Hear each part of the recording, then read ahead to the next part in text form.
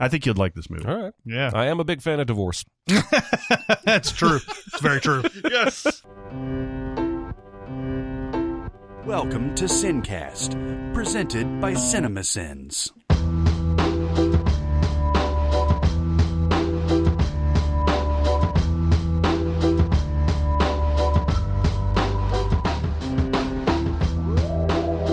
All right, everybody, welcome to the SinCast. This is Chris Atkinson from Cinemasins, joined as always by the voice of Cinemasins, Jeremy Scott. Salutations.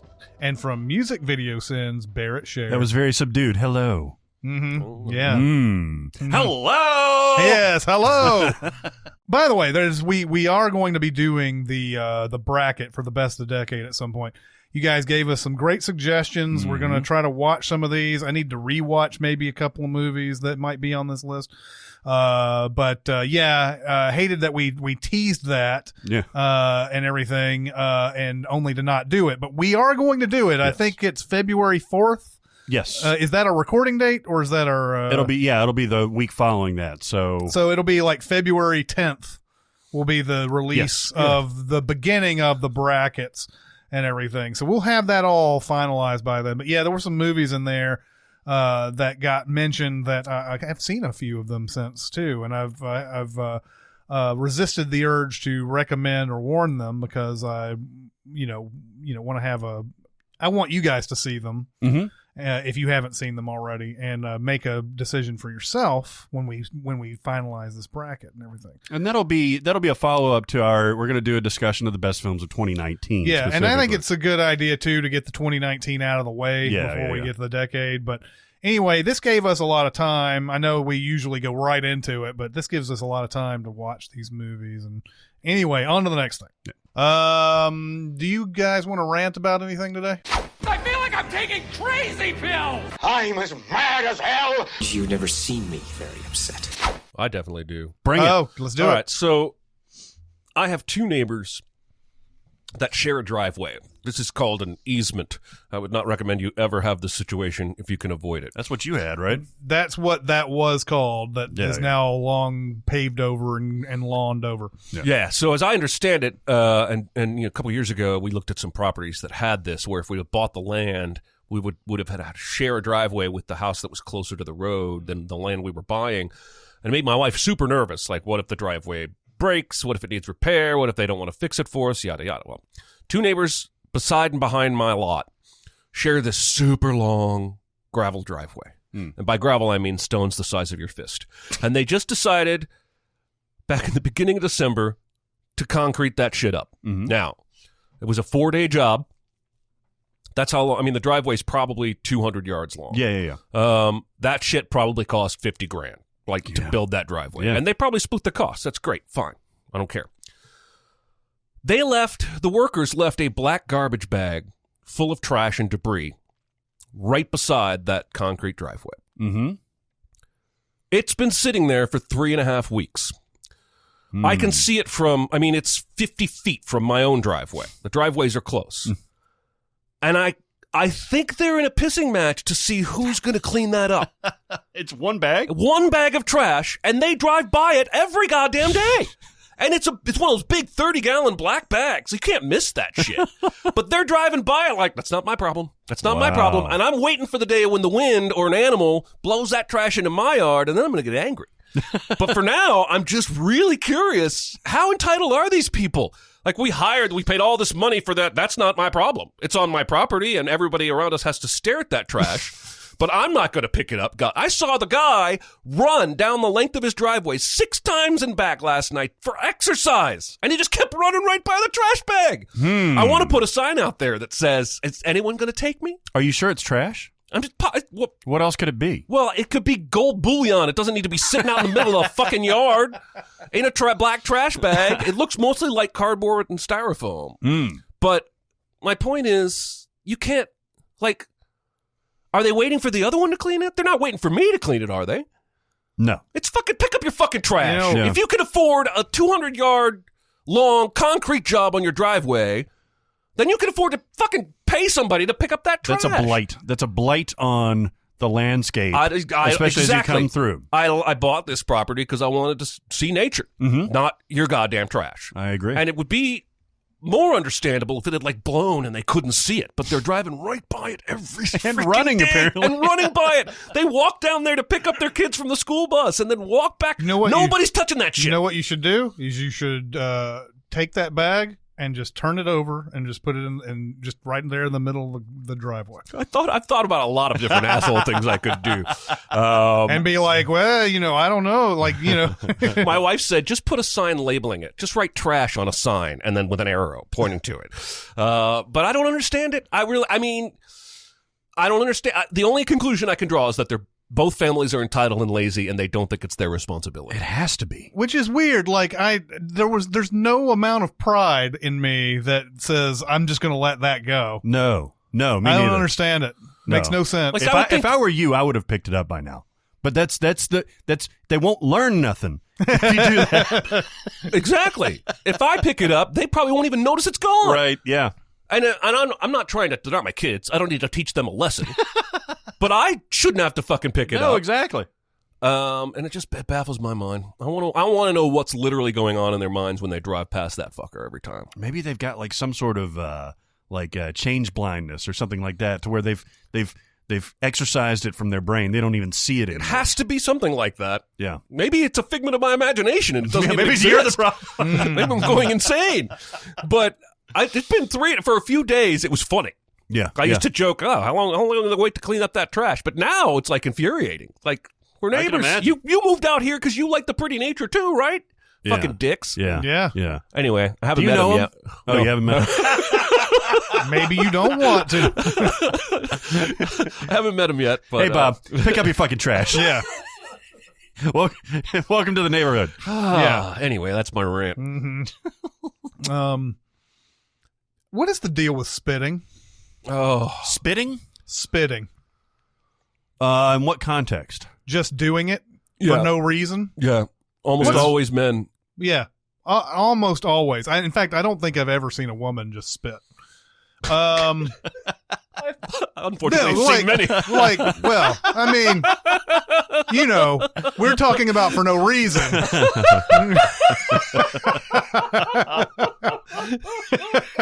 God damn.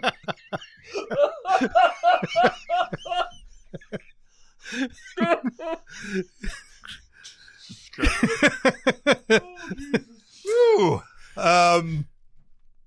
I went to the Belcourt the other day and going to watch A Hidden Life, which I'm going to talk about later on. And was walking from my car, and a guy was approaching me, and he was about 20 feet away. Gets on his phone, spits, and then continues on his way.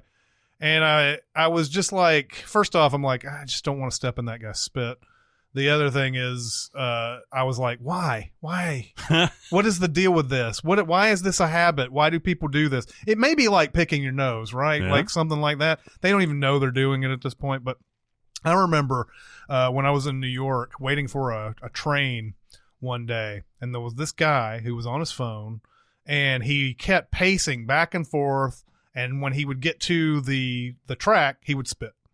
Oh, and then he would get back on the phone, blah, blah, blah, blah, blah, come back over, spit. Mm-hmm. And then spit again, and then spit. And he just did it. He may have done it about 20 or 30 times. Spit into the track. Spit into the track. Yeah, I saw that a lot. And so, I don't understand that. There's a joke that Tim Allen told way back in the day where he was like, the first thing that you learn when you're a kid, that someone teaches you how to spit. And I was like, huh? I was like, I was like, I don't remember that being a thing to, a pathway to my manhood or anything. But apparently for Tim Allen, it was, and he wrote a joke about it. And so I was like, so people are taught how to spit. Mm-hmm. What is there a right way? Is there a wrong way? There's many variations. Now, in Boy Scouts, I was taught how to spit, like different ways. Do you get a badge for that shit? Might as well, for as much time as we spent on it. Okay. But yeah, there's the casual spit. There's the one where you're really like gearing up to hallelujah and all that stuff. And then there's, normal spitting. The worst offenders, you go to see a fucking baseball game or even a hockey game, actually. Like, those dugouts are fucking disgusting. And I'm not talking about tobacco spit anymore, just regular spitting. Managers, players, fucking everybody. It bothers me in hockey and football for sure because they're spitting on the field like crazy. And I'm like, you're going to fall in that later. Yeah. Somebody else is going to fall in that. That's disgusting. Oh, that's the problem. And remember when Tiger Woods got in trouble for this? He was playing overseas and he spat on the green because golfers spit all the time too. All the athletes spit all the time. Sergio Garcia spit on the cup in the hole. But there was Tiger Woods spat on the green, and you don't really think about it because it's all grass, but you're like manipulating shit on the green. You are. And so somebody's going to, like the announcer was like, someone's going to have to pot through his spittle. But yeah, you're manipulating balls and shit like that. That's so disgusting. You're not going to Now, so I played baseball and we used to spit sunflower seeds when I was a kid because that was our version of chewing tobacco. Yeah. And then when I golfed competitively, sometimes you're on the green, you've marked your ball, and there's dirt on your ball. And it's really easy to just spit on the fringe and rub the ball in it to clean the ball off so that it rolls smooth. I've done that a lot. Yeah. But that even feels different. I'm talking like the spitting you're talking about is just this disgusting, no purpose. I see people do it walking out of grocery stores. Yep. I see construction workers do it. I don't understand it. If you spit on the sidewalk, it's interesting. The reason I asked about the tracks is that I saw some people just spit on the platforms and stuff like that. Yeah. Or on the sidewalk. And that's not cool, man. Nope. Because I saw somebody, when I was filling up with gas the other day, fucking like drop a loogie like right next to the pump. And I'm like, yes, you're outside, but people are walking around that area. It's disgusting. I don't think people, if they get out in the fucking fresh air, they just feel like spitting wherever. Yeah, I never understood it. I never understood what sort of endorphins must be going through your head for doing it. I think it's a habitual thing. Yeah, it's got to be. It's got to be where they just don't know they're doing it, and it's some sort of like, thing that helps you, quote unquote, go through the day or whatever. Yeah, everybody does it. That hockey is the weirdest offender to me because at least in football and baseball you're outside, even though in baseball you're in a dugout where everybody's trudging through. But in hockey, it's on the bench. You're like right next to the ice. I think it's like carpeted and shit like that. Like you really want to like get all yeah. It's fucked up. No. Even the sunflower seed thing, which I saw many times myself and everything, I was like, just eat the shells. There's no reason not to eat the shells. You eat the shell? Yeah, man. Fuck it. My dad eats peanut shells. Seriously? How do you grind through? Those things are not hard to get through. Oh, I've never eaten, or like maybe accidentally. And maybe I ate different kind of sunflower seeds or something. I don't know. Huh. Maybe it wasn't that hard. No, Maybe it was hard to get through them. Maybe they had no flavor. I don't know. But it seemed like to me like that was something that was easy to not do whenever. And if it was hard, then don't eat sunflower seeds and spit a bunch of fucking seeds on the goddamn floor. Yeah. No, I don't like spitting. I agree with you. Good rant. I hate spitting. Spitting is gross. Yeah, it is. Okay, so we gonna do some recommends and warns. Totes Amazeballs. They're great. It won the Academy Award. Oh, for what? For best movie ever made. Yes. You don't have no rants? I don't have no rants. It's all positivity for me today, baby. All right. Well, then I'll save my secondary rant for my warn because it ties into my warn. Okay. I saw a movie that's very, very good, and I had no idea existed until like a few days ago. Mm-hmm. Made by one of my favorite filmmakers of all time, Noah Baumbach. Mm-hmm. It's called While We're Young. And this cast is ridiculous. It's got Ben Stiller, Naomi Watts as a married couple that are a little bit older. It's got Adam Driver and Amanda Seyfried as the younger couple, hipster couple, and it's got Charles Grodin as Naomi Watts' father, who's great in this movie. Yeah, I love Charles Grodin. I forgot how much I love his. Everything is understated with him. Like, well, not everything. Typically, he's got that very stoic and he's got that great voice and all that stuff. So the conceit is that Ben Stiller and Naomi Watts are this married couple that's in kind of a rut. They're childless. All their friends are having kids and everything. They're saying, you know what, we're not going to do that. We're an upwardly mobile New York couple. Mm-hmm. He's a documentarian but can't finish his documentary. She's a producer, and her dad is like one of the most famous documentarians of all time. He used to be the mentor for Ben Stiller's character as Charles Grodin.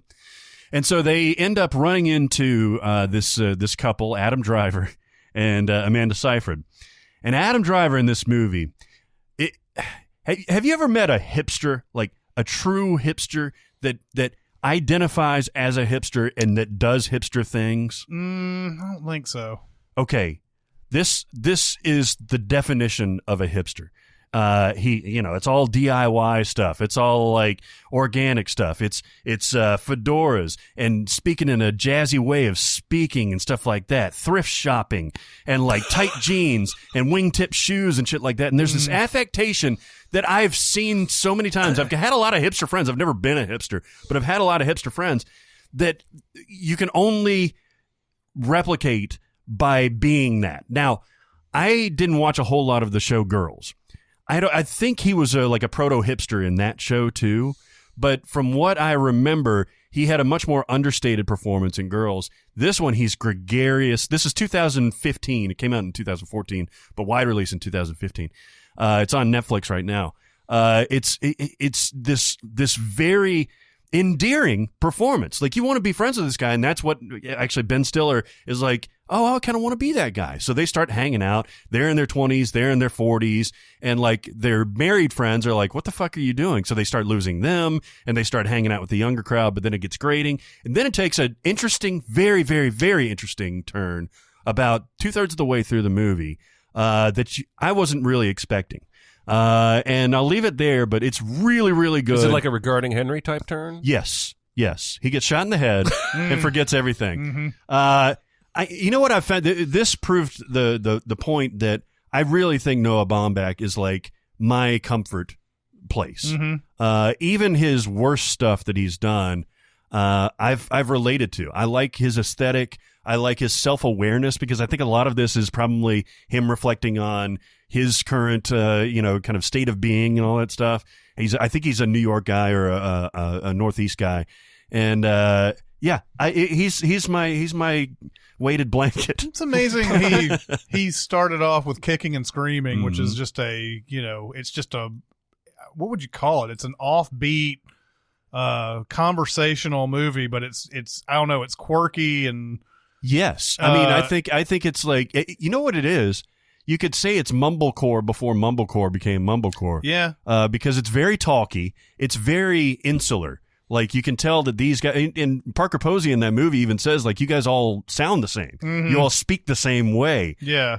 And they have like their own kind of cohesive language. And they mine the comedy out of that. And you have to like kind of ingratiate yourself with that cast, and then you start to laugh at the points that they do too. Yeah. Oh, hey, look, a dictionary. I'm going to go look up blowjob.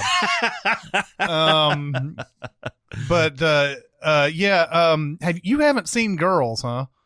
I saw the first season, most of the first season of Girls, but it was when it was airing, so it's been forever. Because a lot of people out there who know Adam Driver basically through Star Wars and maybe a couple other things would be amazed at what he does in Girls, because he came out of nowhere in that thing. And he is, I don't even know what you would call him. I don't know if hipster's the right word. The word that he felt like he was off kilter in some way, like maybe had some sort of, I don't know, affliction of some sort, even because he's got, he had these weird sexual things that he would be doing with Lena Dunham and everything. And he was like, I want you to step on my balls and blah blah blah, and she's like, are you fucking kidding me? And he just had a weird manner about himself, and I was like, who is this guy? This is such a unique performance, and everything. And then suddenly he was everywhere. Yeah, and I've professed my love for him before, but when I saw this on Netflix, I was like, holy shit, this ridiculous guy. Have you heard of this movie? No. While We're Young? I figured I'd seen all of the Noah Baumbach stuff, but this came up and I was like, holy shit, this is really good. And there are some times where it goes over the top on, the age disparity, and the there's a montage of Ben Stiller playing on his phone and then Adam Driver dropping the needle on his vinyl, and like they're playing a board game and he's doing something on his tablet or something like that. But yeah, I like the direction that it went. Ben Stiller gives a really good performance in this movie. I wish I could get a little more Amanda Seyfried, but it's a very, very high recommend. You've seen Greenberg, right? Yeah. Okay. I love Is Greenberg. that Baumbach as well? Is that where he met Greta Gerwig, or were they already together? Yes. That's in fact where all the Marriage Story stuff comes from. In fact, like some of the Marriage Story stuff comes from. Really? Yeah, because that's actually, I should have put that in the hilariously awkward sex scenes. Yeah, Greenberg definitely has one. Greta Gerwig and Ben Stiller. That's the whole thing in Marriage Story. They don't. I mean, it's not a major thing in Marriage Story, but they're talking about how he may have cheated with the theater director, who it's supposed to be paralleled to Greta Gerwig in his real life, whereas Scarlett Johansson is Jennifer Jason Leigh. But there's the interesting thing about Marriage Story is that Adam Driver put his own stuff in there. Scarlett Johansson, who had just been through her second divorce, put a whole bunch of her own stuff in there. So it's really all three of them putting their own spin on all the characters. Who did she divorce the second time? So she was married to Ryan Reynolds. Right. And then she was married to the one guy that she's had her kids with. I don't know. And he was some like French reporter guy. Oh, okay. And they were married for, I don't know, 3 or 4 years, something like that. And I think they have 2 kids. Yes. But now she's with like Colin Yost, right? Now he's with Colin Jost, yeah. Romaine Duriak was her. Did you see Bill Hader showed up to the Golden Globes with Rachel Bilson? That's a hot new couple alert. I was after I saw something that just I don't know what I was looking for, but I ended up finding Bill Hader out on a date with Rachel Bilson, and they hadn't announced anything yet. And I was like, man, I guess Saturday Night Live is the place to be to get the hottest women ever. Jason Sudeikis has Olivia Wilde. Colin Jost is going to marry Scarlett Johansson. Hader's just dating Bilson. You know they're going to get married. Pete Davidson, Kate Beckinsale, Ariana Grande, Cindy Crawford's daughter. I mean, he dated that girl from The Nice Guys. He's had quite a year dating. Yeah, the daughter from The Nice Guys. Yeah, what's her name? Is she old enough to date Pete? Well, he's not the daughter. No, you mean the girl they're looking for in the yellow dress? Oh, yeah. What's her name? Andy McDowell's daughter. Oh, yeah. Yes. But then he also is dating Cindy Crawford's daughter right now. Oh, really? Oh my God! And what's weird is that it sounds salacious, but he's super young. Oh yeah, he's like 21 or 22. No. He's not that young, but he's like 27 or 28 or something like that. Oh, he's that old? Yeah. I thought he was in his early 20s. But remember, Ariana Grande said he had a big dick. Yeah, he did. And so if he's got a big dick, Yeah, he's 26. Yeah. Women want to be with that. Yeah, so that's true. I know from opposite of experience. Did you like Marriage Story, by the way? Yes. Yeah. Very, very good. I loved it. What line were you talking about? Were you talking about the argument in the apartment? The line that you were talking about that broke you? It was him reading who was reading it? He was reading the note. Oh, okay. Or the things that she There was likes. 2 things in there that I thought. Where he breaks. He breaks during that. It's like there's only 2 minutes left in the whole fucking movie, and I was like, I made it. I need to watch this thing. Oh, it's so good. It's really good. That whole being alive thing gave me chills. Mm-hmm. Oh my God. I think you'd like this movie. All right. Yeah. I am a big fan of divorce. That's true. It's very true. Yes. Okay. So here's a movie that I'm sure I'm wrong about. I'm Recca warning it, meaning that I enjoyed most of it, but A Hidden Life.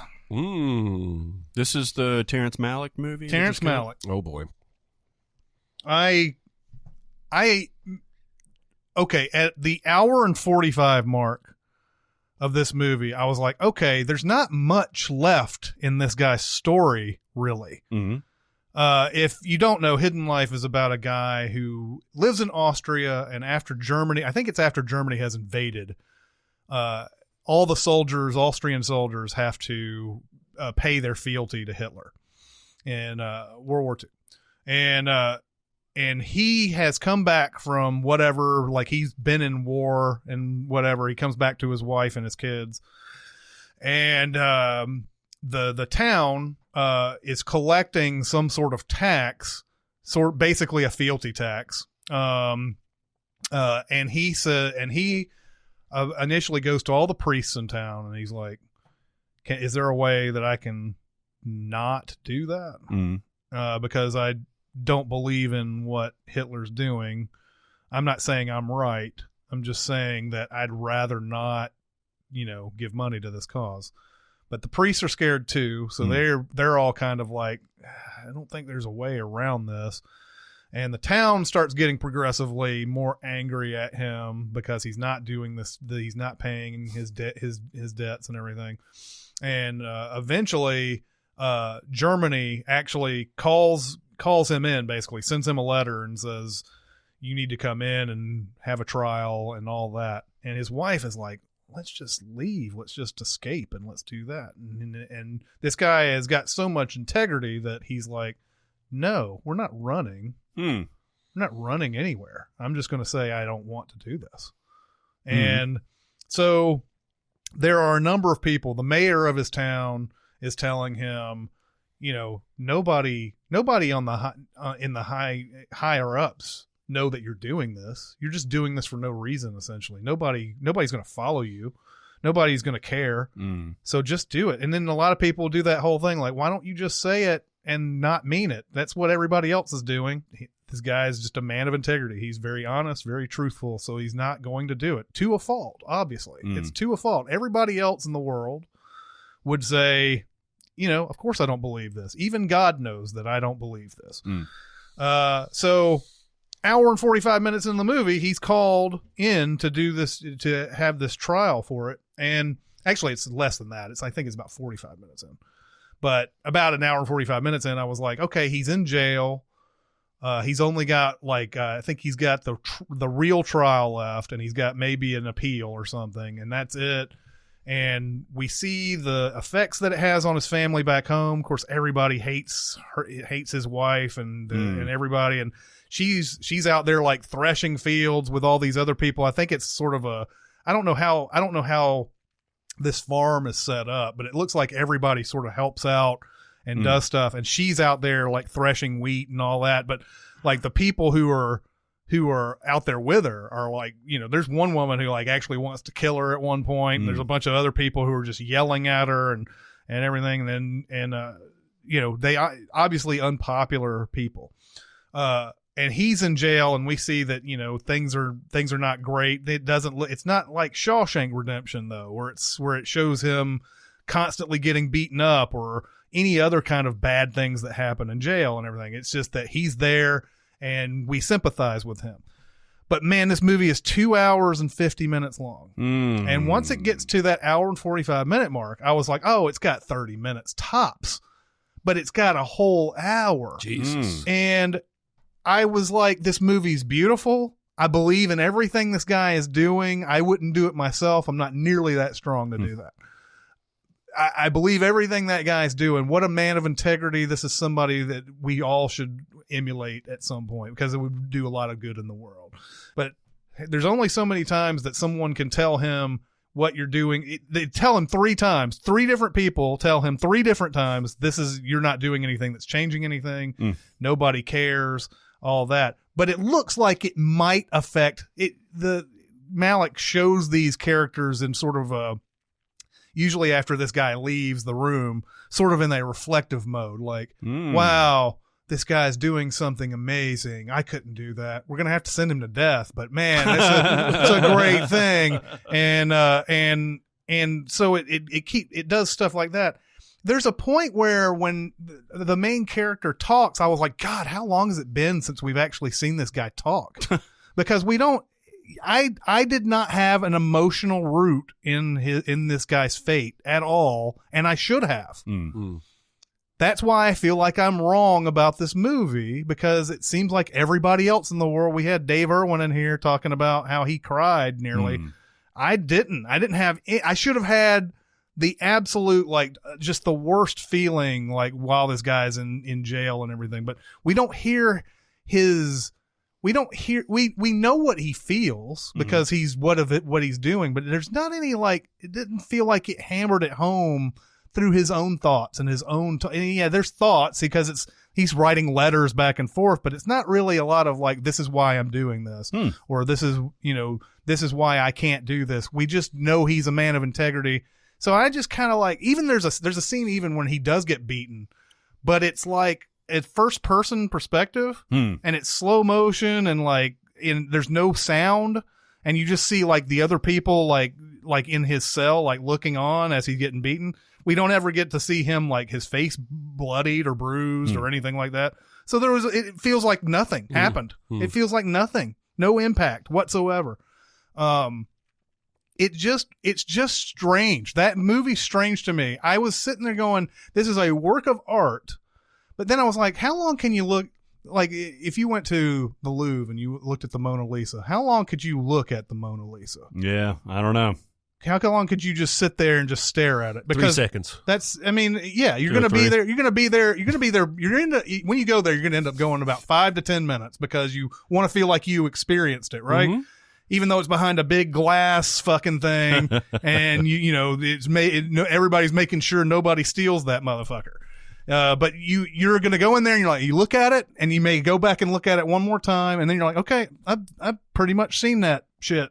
I've seen it. Mm-hmm. That's interesting because I've rarely heard you say a criticism of a movie is that it's too long. Mm-hmm. Like you're typically, the guy that's like, they wanted to tell the story and it took that long to tell the story. Mm-hmm. But it sounds like this one stretched the boundaries there. Yeah, and I don't know, like we always talk about what are we feeling at the time, what is our experience with the movie, all these different things. There could be different factors that come in. And everything. I just feel like this guy's story is told by the hour and 45 minute mark. Mm-hmm. And then there's a whole hour after that. And you're like, you pretty much know this guy's never going to budge. You know he's not going to. This is not a spoiler. Mm-hmm. I don't feel like this is a spoiler. You watch the movie, there's no budging here. So really your only like outside possible thing is like, well, maybe the war will end or maybe but then you're looking at the year and it's like 1943 and you're like, this guy's doomed. Yeah. This guy is doomed. And you start thinking, well, maybe there's something that'll happen. Maybe his wife will be able to convince them, or maybe somebody from the town, like we need this guy, all this stuff, there'll be something that comes out of that. And that's your only like semi suspense in the whole movie. It's not really, though. It's not really much suspense at all because you just kind of know where this guy's headed. And this, Malik is, dreamlike narration, talking over a whole bunch of other actions happening on the screen. I feel like Nolan, by the way, has borrowed a lot from Malik over the years because a lot of those scenes where you see these handheld camera, low angle shots and people are talking over these little scenes. That's something that Nolan is very known for and everything. And that's what you're fascinated by, his camera work, how beautiful it looks. Everybody's like a real person, it feels like in this. So it's like a great movie, but it takes way too long to end. I don't understand it. It just, I was like, like I said, at that mark, I was like, there's nothing left to tell. Yeah. We know how it affects his family. We know he's not going to budge. There's not anybody that's going to help him. So let's wrap it up, Terry. Yes. Interesting. So Wreck a Warn. It's a Wreck a Warn. And look, it's got a 7.7 on the IMDb. I've heard many people say how great this movie is. It's in their top 5 of 2019. Not in mine as of yet. And maybe one day I'll give it another chance. But the problem with movies like this, 2 hours and 52 minutes. Yeah. You have to give it another chance for 3 hours. Yeah. That's 20 minutes longer than Bad Boys 2. All right. At least Bad Boys 2 had explosions. That was the most interminable movie I think I've ever seen. God damn. No, it was so fucking long. Oh, Jesus Christ. 1917. Boom. Oh, yeah.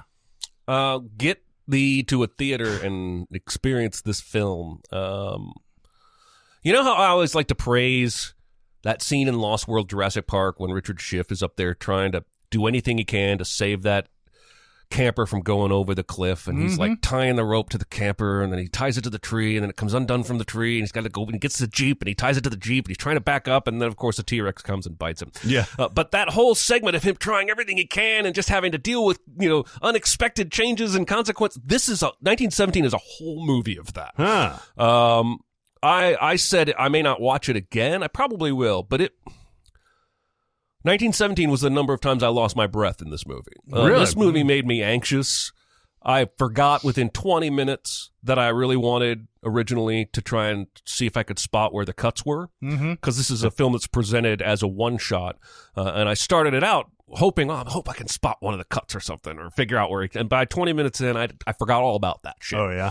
Because they have to. The basic premise is these two soldiers in World War I are sent on a mission to go notify this other British unit not to do an attack, because they're going to get ambushed and killed. There's like 1,000 of them, and one of them is one of this guy's brother. And it's almost a suicide mission. One of the first things is they have to cross no man's land, which is harrowing. And then they get over to the other side, only to find out the Germans are gone, but they booby-trapped everything. Oh, fuck. And it's just one thing after another that they have to deal with. You've seen in the trailer where the airplane's kind of coming at the barn or whatever. That scene starts out as, oh, look, there's two planes fighting. And then it becomes, oh, shit, one's going to crash on top of us. And it's just, it took my breath away. I would say, I've been sitting on Booksmart all year as my favorite movie of the year. And this one might topple it. That's Really? why I want to watch it again, because I don't think I can watch a movie once and determine its status over the whole year if I think it's that good. I've seen Booksmart like 5 times now. Yeah. I thought it was rip. You've seen it. Yeah, 1917 is fucking fantastic. Yeah. I was a little worried about this. I mean, the trailers made me want to see this because trailers were just awesome. But like, I was a little apprehensive. It seems like directors always, like big directors always are like, I've got to make my war movie. Yeah. Like everybody who's big has their one war movie, right? And they're trying to make a war movie that's the best war movie ever every time they make one. But while I wouldn't say that this is probably the best war movie of all time, it's certainly up there. It's one of those. It's one of those great ones. And yeah, that one take thing you sort of forget about after a while. It's hard not to think about it during the first 20 minutes because it's very slow paced and people are just walking down like a little bunker and everything.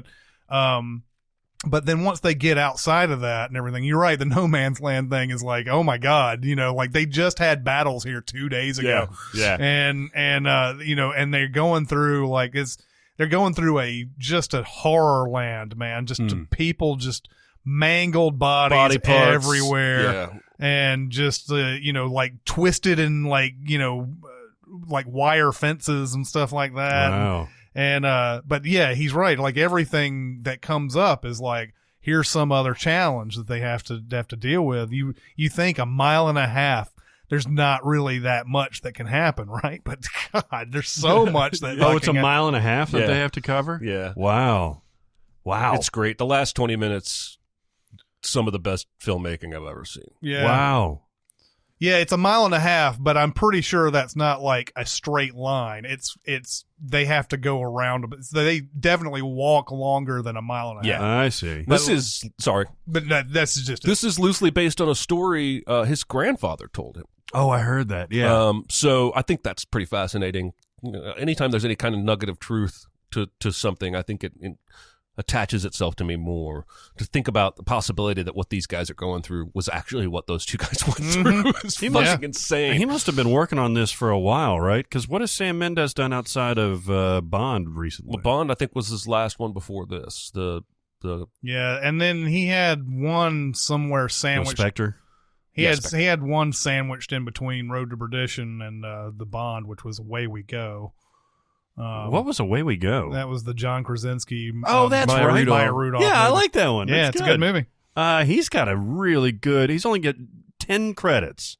He did a TV movie, Cabaret, then American Beauty, Road to Perdition, Jarhead, Revolutionary Road, Away We Go, which you haven't seen, but it's really good. Skyfall, Spectre. That's the only blot in the 1917. Yeah, Guy's got a stellar record. Yeah, he does. Damn, he's awesome. I think Are there any other? Oh, you said that you watched a German movie that was in one shot, or technically one shot. Yeah, right? I don't remember the name of it, but it has Laia Costa in it, who's in Duck Butter. That one was really one shot, though, right? That was really one shot. Right. This was like 40 shots, I think. Yeah, to actually have to make a war movie with actual one shot, that would have been. Yeah. Apparently, though, it didn't take them too many takes to do each one of these. And I think even doing 40 takes is fucking impressive, because some of these takes, like some of these takes in 1917, there's no cut because there's no possible way they could have cut. It's just a long ass fucking take. Good shit, man. Wow, that's high praise. I would inject that shit into your vein with a needle. All right, it's on the docket. It's on like Donkey Kong. Yes, I've got one more recommend. I've got another warrant. Go ahead. Porno, right? Mm-hmm. Is the conceit of this show, Mrs. Fletcher. It's on HBO right now. Oh, is this the Catherine Hahn? Catherine Hahn. Okay. Yes, and it's really, really good. I don't know anything about this. Okay, so Catherine Hahn plays Catherine Hahn? Catherine Hahn is the roll you up and put you in my vagina in Step Brothers. Adam Scott's wife. She's in Anchorman. She's like, he will read anything. I know exactly who you're talking about. Okay, good. Yeah. So she's this wonderful comedic actress that's been around for a while. And she finally gets like her leading moment. It's Nicole Hoffcenter, is that her name? Holofcener, who's been around for forever too. And so the conceit is that she is a single mom, divorced from a guy from Kicking and Screaming. I think one of the guys from Kicking and Screaming. And her son is just going away to college. And so she works at like a retirement home as the administrator too.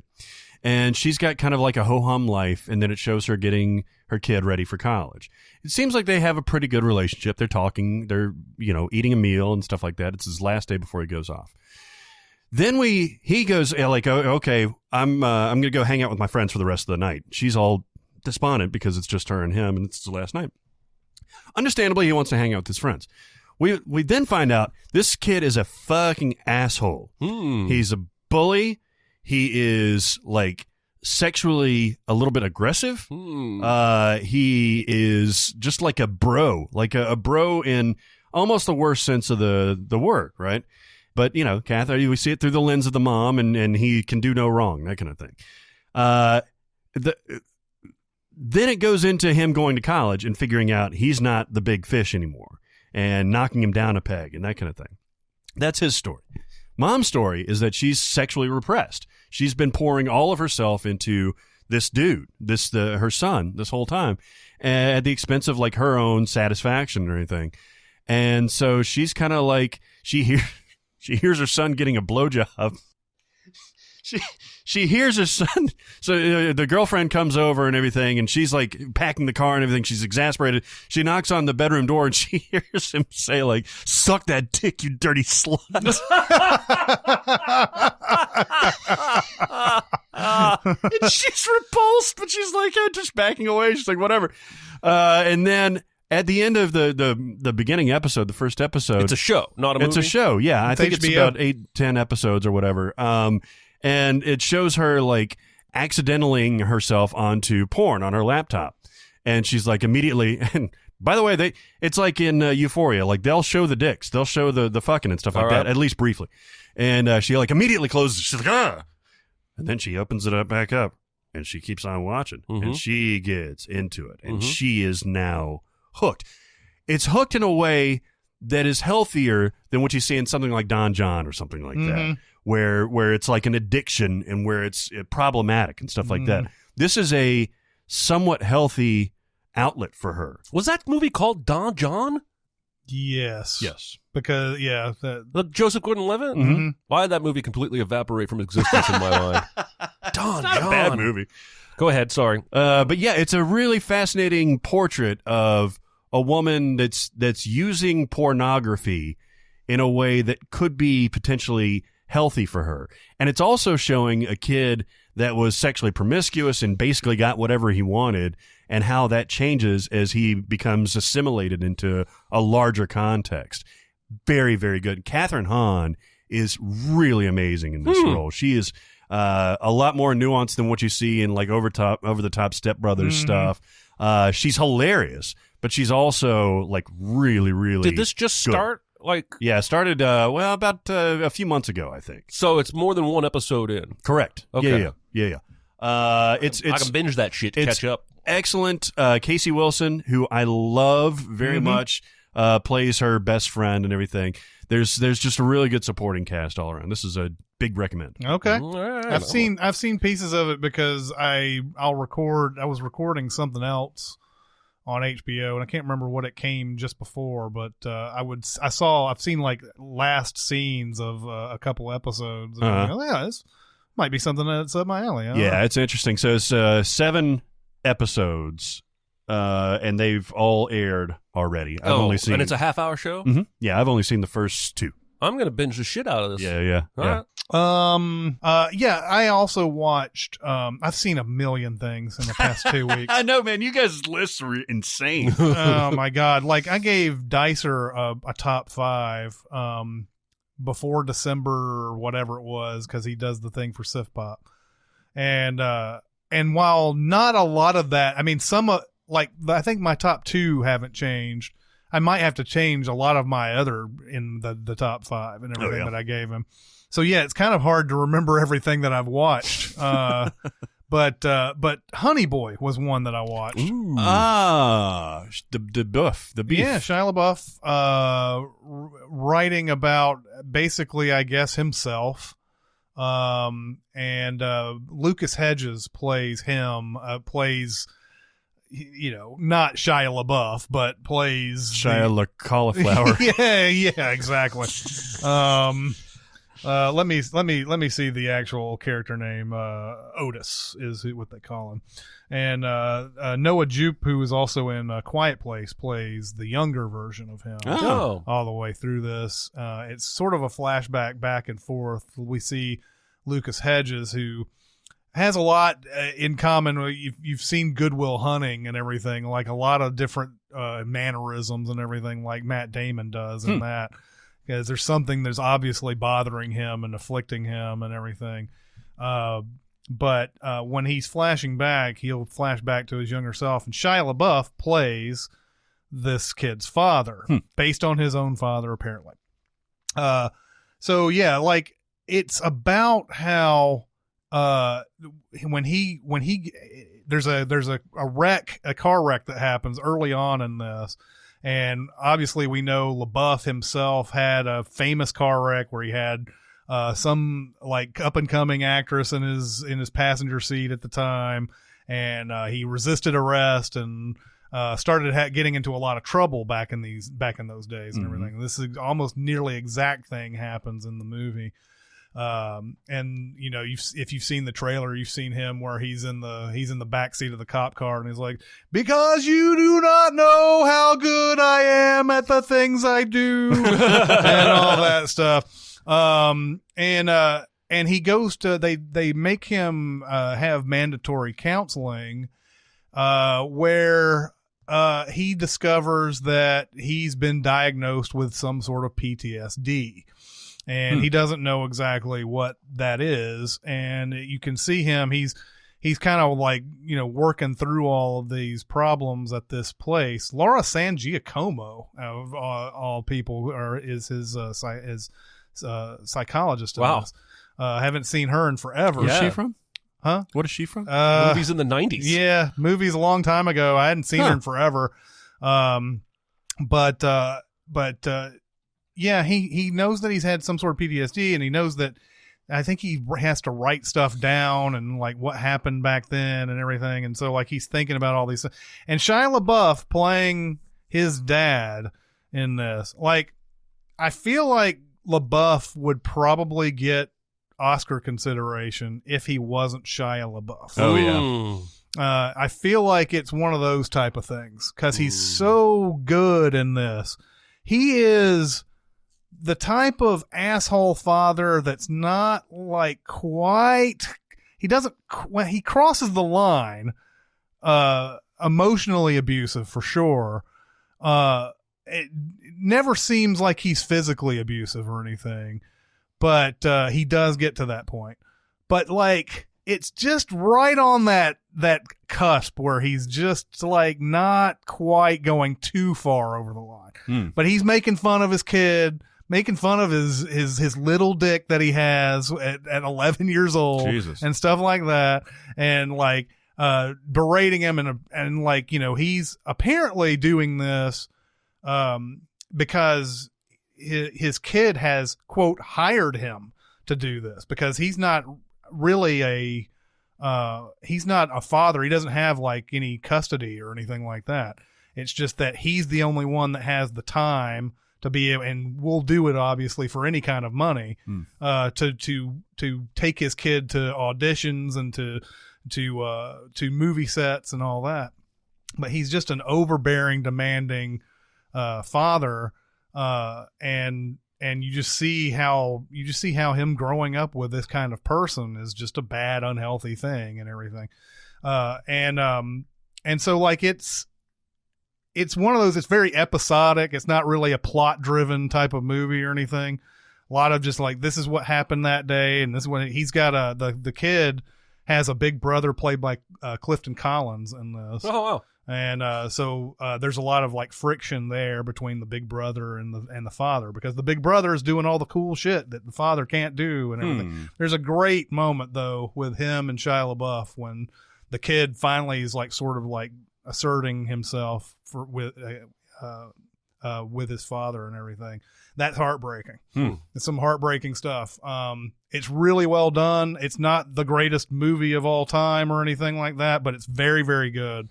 You think he might get a writing nomination? I mean, there are things in this movie that definitely deserve it, but I just don't feel like LaBeouf has sort of paid his penance to Hollywood yet. It kind of felt to me when before the movie came out, it felt to me like Hollywood was gearing up to like write a new story for him. Like this movie might, you know, reinvigorate his career and his standing in Hollywood's eyes. Because it was only a couple years ago he was doing all the crazy art shit where people could come in and do whatever they wanted to him in the private room, and everybody was and he was watching all of his own movies in a marathon and streaming it and doing that meme where he's in front of a green screen. And I don't think he was in a very good place there. And I think the narrative that I was expecting was that writing and acting in this movie was going to quiet some of those demons and right his ship, so to speak. But maybe that's... What did he do besides unusual stuff, which we've seen with James Franco? Like, what did he do that was so offensive to Hollywood? Well, he had arrests for assault. I think he's been in fights with paparazzi. There was drug stuff. There was a story of him getting in a fight with Tom Hardy during the that one movie. It was it Lawless, was it called? Yeah, Lawless. There was a story about them having a fight, and he was just in general just an unruly, and also after Transformers, like during Transformers, there was a point where he said something about doing Transformers movies that was sort of like disrespectful to Spielberg and to Michael Bay. I mean, Michael Bay may seem like the type of guy that deserves that kind of disrespect, but no, when you're an actor and you don't, made a lot of money off of him. Yeah, too. you don't go and you don't bite the hand that feeds you and everything. And so there was a lot of that. He seemed ungrateful. He was always in trouble and all that. Now he's sort of come back. He had Peanut Butter Falcon came out earlier this year. Is another one that I need to see still. And it looks like he's sort of making his comeback, but I don't know if it's gotten to the point where like I'm ready to award this guy something for his work or anything. I don't think he's gotten to that point. He needs to have that one big movie that seems like he's finally back. And there was also, I just was Googling to see what else I had forgotten. He's had some plagiarism accusations for like the first movie he made. Apparently, really, a lot of sites like the AV Club and whatnot pointed out that his movie appeared to be lifted from another movie. So then he issued an apology. And even his apology was plagiarized from a post in 2010 on Yahoo Answers. And so that may be part of why the industry has been giving him the cold shoulder, because I don't think they take too kindly to plagiarism. Yeah, there's just a lot that's problematic about him, and you know, it's just like, while I don't know if he's done anything as bad as maybe a Mel Gibson or somebody like that, even though Hollywood was ready to just love Mel Gibson again once he came out with Hacksaw Ridge and everything. I don't know if Shia LaBeouf's made that. He needs to make what's going to end up, if he gets back into the public eye and people start looking at him favorably, is if he somehow makes a movie where he's awesome in it and it makes a ton of money and you know, people are like, you know, start writing those think pieces, you know, like, oh yeah, you know, maybe we should take a look at this guy's career different way. I'll tell you what we're talking about when we talk about Shia LaBeouf. Yeah, he was great. He was great. I saw him first in Holes, and he was great. Yeah. And then when Transformers came out, and I still think that movie's enjoyable, I remember thinking, he's perfect in this role. Like, I think he's a really talented, charming actor, and I would like to see him get back. Well, yeah, when I first saw him, it was during. Well, I don't know if it was the first time I saw him. I think Holes was my first experience with him as well, because I didn't see any of that Even Stevens bullshit or anything like that. But like, I think it was right after Holes where he was on that first Project Greenlight. Oh yeah, the Battle of Shaker Heights. And pulled that out of my ass. And they went through a whole bunch of casting. I think they were trying to get Emile Hirsch at one point. All these people ended up getting Shia LaBeouf. And I remember seeing scenes where they're showing some takes of his and everything. I was like, this guy is charming as fuck, man. Yeah. He's going to be great. He's going to be one of our next big actors and everything. And I remember even like something coming out about him where he was like, this guy is like the anti-Hollywood, and he doesn't do any drugs, and he doesn't go out to clubs and all that. And I swear to God, it was like the next year. Shia LaBeouf arrested at club for doing drugs. Right. Oh, I don't know about the drug allegations, by the way, so I'm not saying that lightly. Just know that he became a troubled person after that article came out sometime after that. So, and then he did Nymphomaniac. He did. I'm contractually obligated to mention that movie. He bragged about it. I remember before that movie, like, he was happy he was going to do nudity and like show his dick, and then I don't think he even did. Well, no, he didn't, because all the sex in that is all the like explicit stuff are porn stars that he hired. But LaBeouf did audition for this movie by, I think, sending Lars von Trier sex tapes. Oh, really? Well, that sounds right. Yeah, that sounds right. Yeah. All right. That's two peas in a pod right there. Lars von Trier's probably received like 100 unsolicited sex tapes over the years. He probably has. Yeah, you're right. I want to warn quickly. I won't spend a lot of time on this, but I did watch 75% of the movie Hunter Killer last night. Oh yeah, this is the Gerard Butler. So of course, of course you know this movie's bonkers. This looked so insane. It is insane. It purports to be a submarine movie, but that's really only about a quarter of it. Gerard Butler's a sub captain. But there's a whole shit ton that takes place in some kind of situation room with Gary Oldman, who's phoning it in. God love him. And then there's all this shit taking place with these Russian dudes, and then there's a president. I was disappointed in how little sub action there was. Because for 40 minutes it went away from the sub, and I was like, well, isn't Gerard Butler in this movie? Not good, not fun. I'm not going to go back and finish the 25% I missed, but I did want to bring this movie up to point out the continued misuse of Linda Cardellini.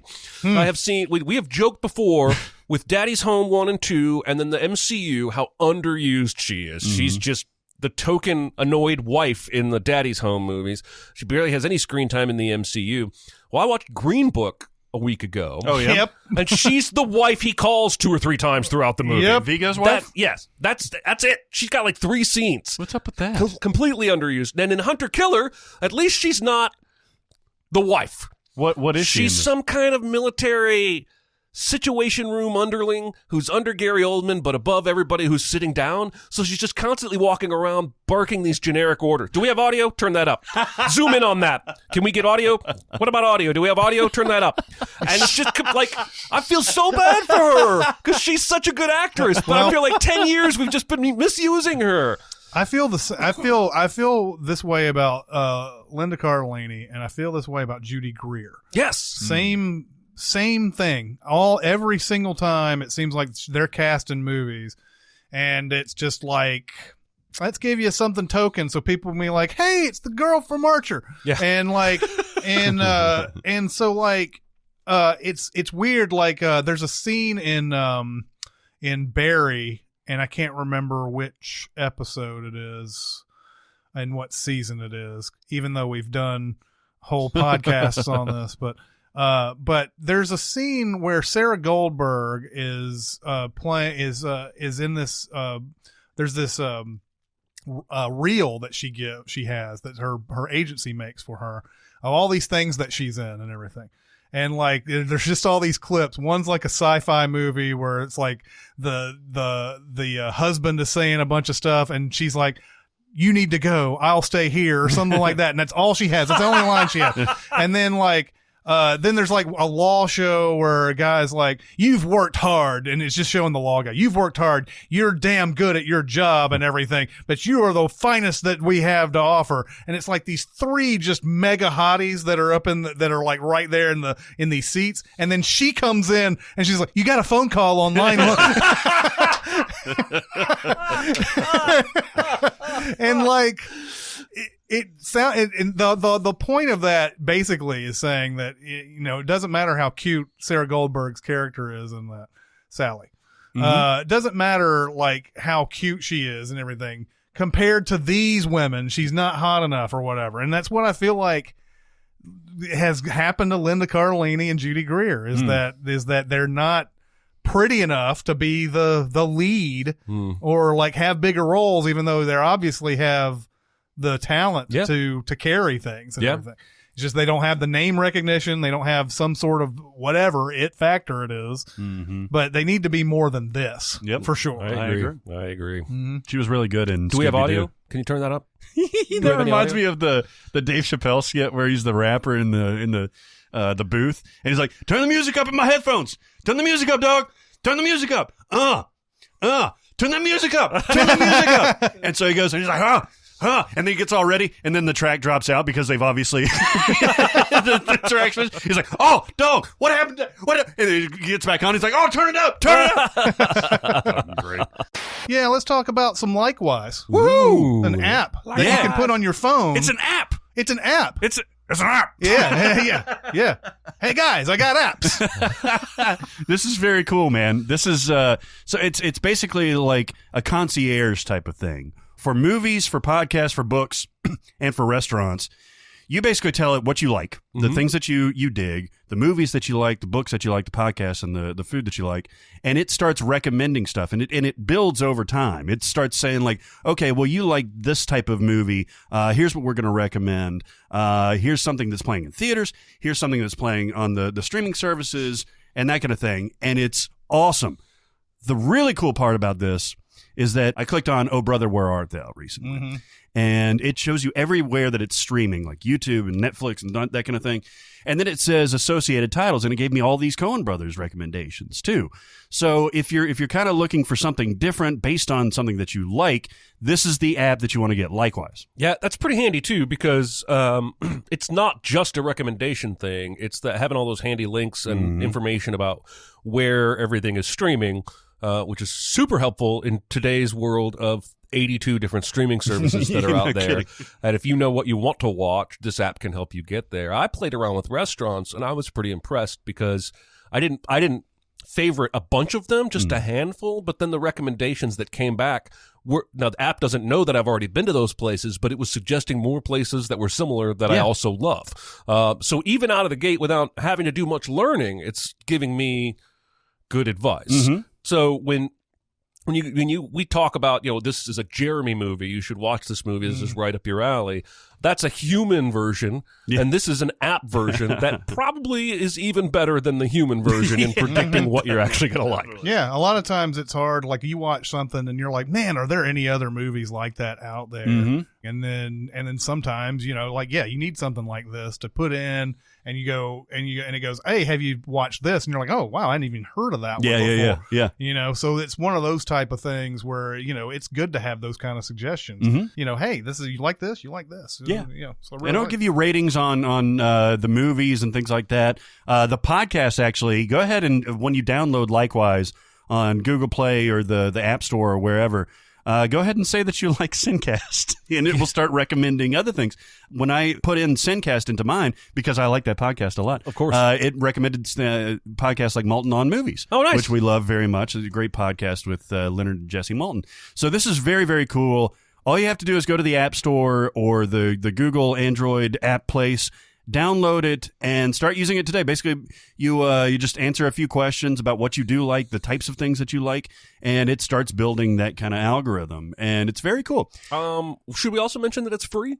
Yeah, because I don't want people thinking that, you know, they have to buy something. Exactly. It's a free download, and you know, check it out. There's no risk there. Yeah, and also if you're on the webs, if you're like you're surfing the webs, as the kids say, you can go to likewise.com/SinCast, and that'll basically tell them that we sent you there. So do that if you're doing the surfing, if you use apps on your, you know, non-mobile device, on your laptop or your desktop, go that way to get your app, and they'll know that you know, we done good. Yeah, likewise.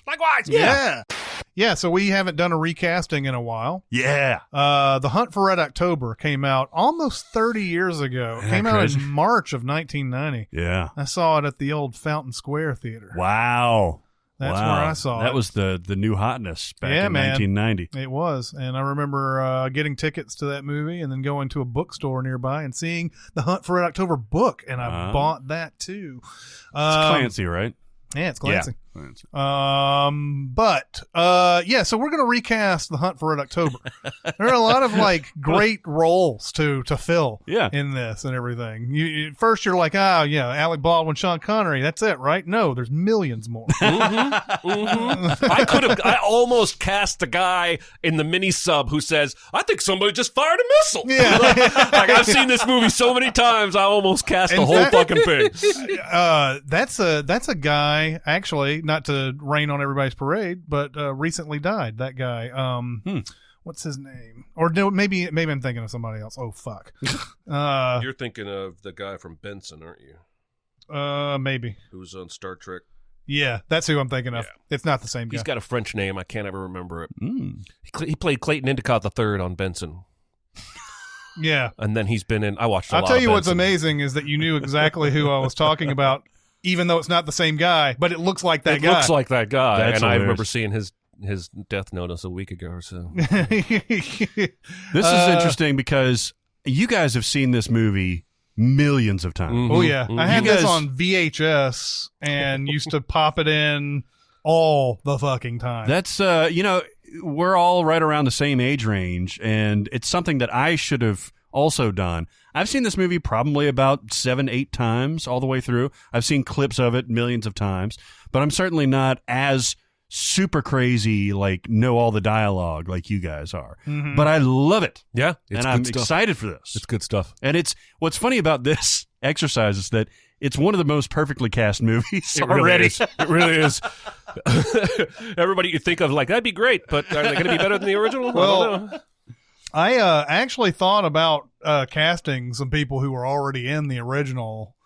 Just putting him in different roles? Well, I actually thought of putting Joss Ackland back into his ambassador role. Oh, yeah. He's still with us. He's 92 years old. Wow. Yeah. You try to think of who would replace Joss Ackland in this. Like, I'll go ahead. So for Jack Ryan, I was thinking we got to have somebody that's got that spirit of Alec Baldwin who can like, not only has a playful nature, but you feel like he could also have the intelligence of someone in his station and everything. But someone young, because this is Hunt for Red October is definitely the story. And I don't remember I don't think the book was the book about how young he was and like how green he was, like just getting in? Because all he's doing at this point is writing books for the CIA. That's all he's doing. So like we need somebody young, and we need somebody who is still old enough to be able to be thrown onto a submarine and like do important things and all that. So I have Michael B. Jordan playing Jack Ryan. Excellent choice. Yeah. Michael B. Jordan, I can see him doing all the humor in this. Alec Baldwin is so fucking funny. Yeah. In Hunt for October. You may forget that, but he's, especially considering all the Jack Ryans that have come after him. All of them are, of course, Harrison Ford. His dour, how dare you, sir? And all that. A lot of it is from cluelessness, right? Like, even though he's book smart, like when Ramius like tells him to get on the station and all that stuff and turn the sub around, like he's completely clueless. But that kind of fish out of water thing. Turn that dial there.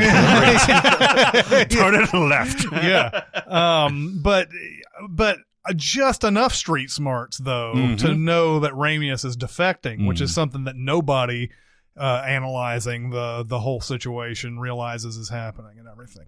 For Marco Ramius, I really tried to find Russian actors for this. Wow.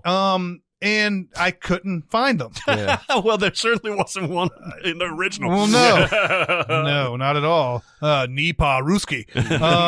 But there's I couldn't find one. I looked up Russian actors, and I even looked up Ukrainian actors. Wow. And there's most of the famous Ukrainian actors are women. Like Mila Jovovich and just like there was a couple others on there. I was like, geez, we need to have somebody who is experienced, older, because this is the whole point of Marco Ramius is he is a guy who has dedicated his entire life to Mother Russia, and that he is upset about how he's been treated after his wife died, and he's wanting to defect. So I put Ben Kingsley in for Marco Ramius. So yeah, he's tired of working for the man and everything, and so yeah, we need somebody who's experienced in this. It can't be somebody who's like 40 years old, right? Yeah, definitely. Right. So Ben Kingsley is he's a lot older than Sean Connery was. Sean Connery was 60 when he was in Hunt for October. Ben Kingsley's in his 70s right now, but he plays whatever he wants to play. But Ben Kingsley is somebody who looks like he could still play 50-something. That's how good looking he is. What did you say about Kristen Chenoweth? She's looked like she was 60 for the last 20 years. It's like Ben Kingsley. He's looked like he's 60 for the last 20 years. Yeah. Yep. For Marco Ramius's number 2, Vasily Borodin, I have Martin Freeman. Nice. Yeah, I like that. Yeah, it's like a Sam Neelish quality to him. Yeah. We've seen Freeman. I mean, Freeman immediately puts on the air of like a comic actor because he's been in so many of these. But I've seen him in some deadly serious stuff too, and I think he could play that Sam Neill character pretty well. For Admiral Greer, I have Lawrence Fishburne. Nice. Oh, nice. This is James Earl Jones' character. James Earl Jones' character in that. Now, if Disney were doing this remake, they would just cast James Earl Jones. I thought about that just to piss you off. Yeah. I looked very carefully at your list. And of course, Jeremy's got the best one, I think, when he does his. But Lawrence Fishburne is got the experience to be a James Earl Jones type in this. The gravitas. Yes. Skip Tyler, who's the Jeffrey Jones character in Hunt for October. I have David Thewlis. Oh, nice. And maybe just because he looks like what Jeffrey Jones looks like in this movie. But he's the guy who tells Ryan about the caterpillar system and the silent propulsion. This could be a caterpillar drive. What he's at the briefing at the beginning, and then he's on the warship with Greer, right? But he's not like a huge character in this. He's not. No, he's only in one. He's only scene. in that one scene. Jack Ryan goes to where they're making a submarine, some Navy base. Yeah. And asks him questions, shows him the pictures, and the guy gives him his gut, and then Jack Ryan, that guy character's not in the movie anymore, I don't think. Oh, I thought he was on in the station with James Earl Jones. In the very end when they... Yeah, when they're doing the he chase might be in Mouse. there, but I don't think he has any dialogue. Interesting. Then Ambassador Andrei Lysenko, who is the Joss Ackland character. I've got Robert Carlyle. Oh, nice. For this Oh, one. I like that. Yeah, I feel like he could because the thing about Joss Ackland's character is that he's got to come and humbly ask the NSA guy, "We need you to find this submarine. We can't find it ourselves. We need your help." And then, like, you know, the NSA guy is just like, so you say you lost a submarine? All right. And then like by the end of it, when all the shit's gone down, they've lost another submarine because it got blown out of the water. Yeah. And he's like, this is a very delicate matter. We have lost another submarine. He's like, you tell me you lost another submarine? So Robert Carlyle for that. Bart Mancuso, I have, that's the Scott Glenn character. Yeah. I have J.K. Simmons. That's awesome, especially in the shape that he got in for Justice League, weirdly. Because Scott Glenn is Billy Badass, basically, in that movie. J.K. Simmons is exactly that Scott Glenn character. That's what we mainly know J.K. Simmons from, for this type of thing, where he can be reasonable, but he's also, well, I mean, Scott Glenn, let's remember something about the Mancuso character. It's easy to hate him at first because you're like, we know Jack Ryan is right, man, but he's absolutely correct to handle Jack Ryan the way he does. Oh, yeah. And so, like, you know, he's like, this is the thing that you're saying sounds insane to me. I haven't gotten any chance to think about it at all. And then by just a pure luck, he's on board with what Jack Ryan is saying. Has he done any crazy Ivans? He's like, why? Was the last one to port? The last one to port is like, the next one will be to starboard. He's like, why? Because he always goes to starboard in the last half of the hour. And then it happens he does a crazy Ivan where he goes to starboard and everything. How did you know that? I didn't. I had a 50-50 chance. I had a 50-50 chance and a lucky break.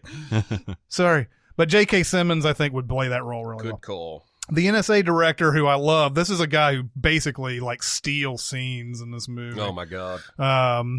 There's a point where the whole meeting about Ramius has happened and everything, and he keeps Ryan behind. And he's like, "I'm a politician, which means I'm a liar and a thief or whatever." And when I'm not kissing babies, I'm stealing the lollipops. But there is only one guy I could think of for this: Tracy Letts. Who is that?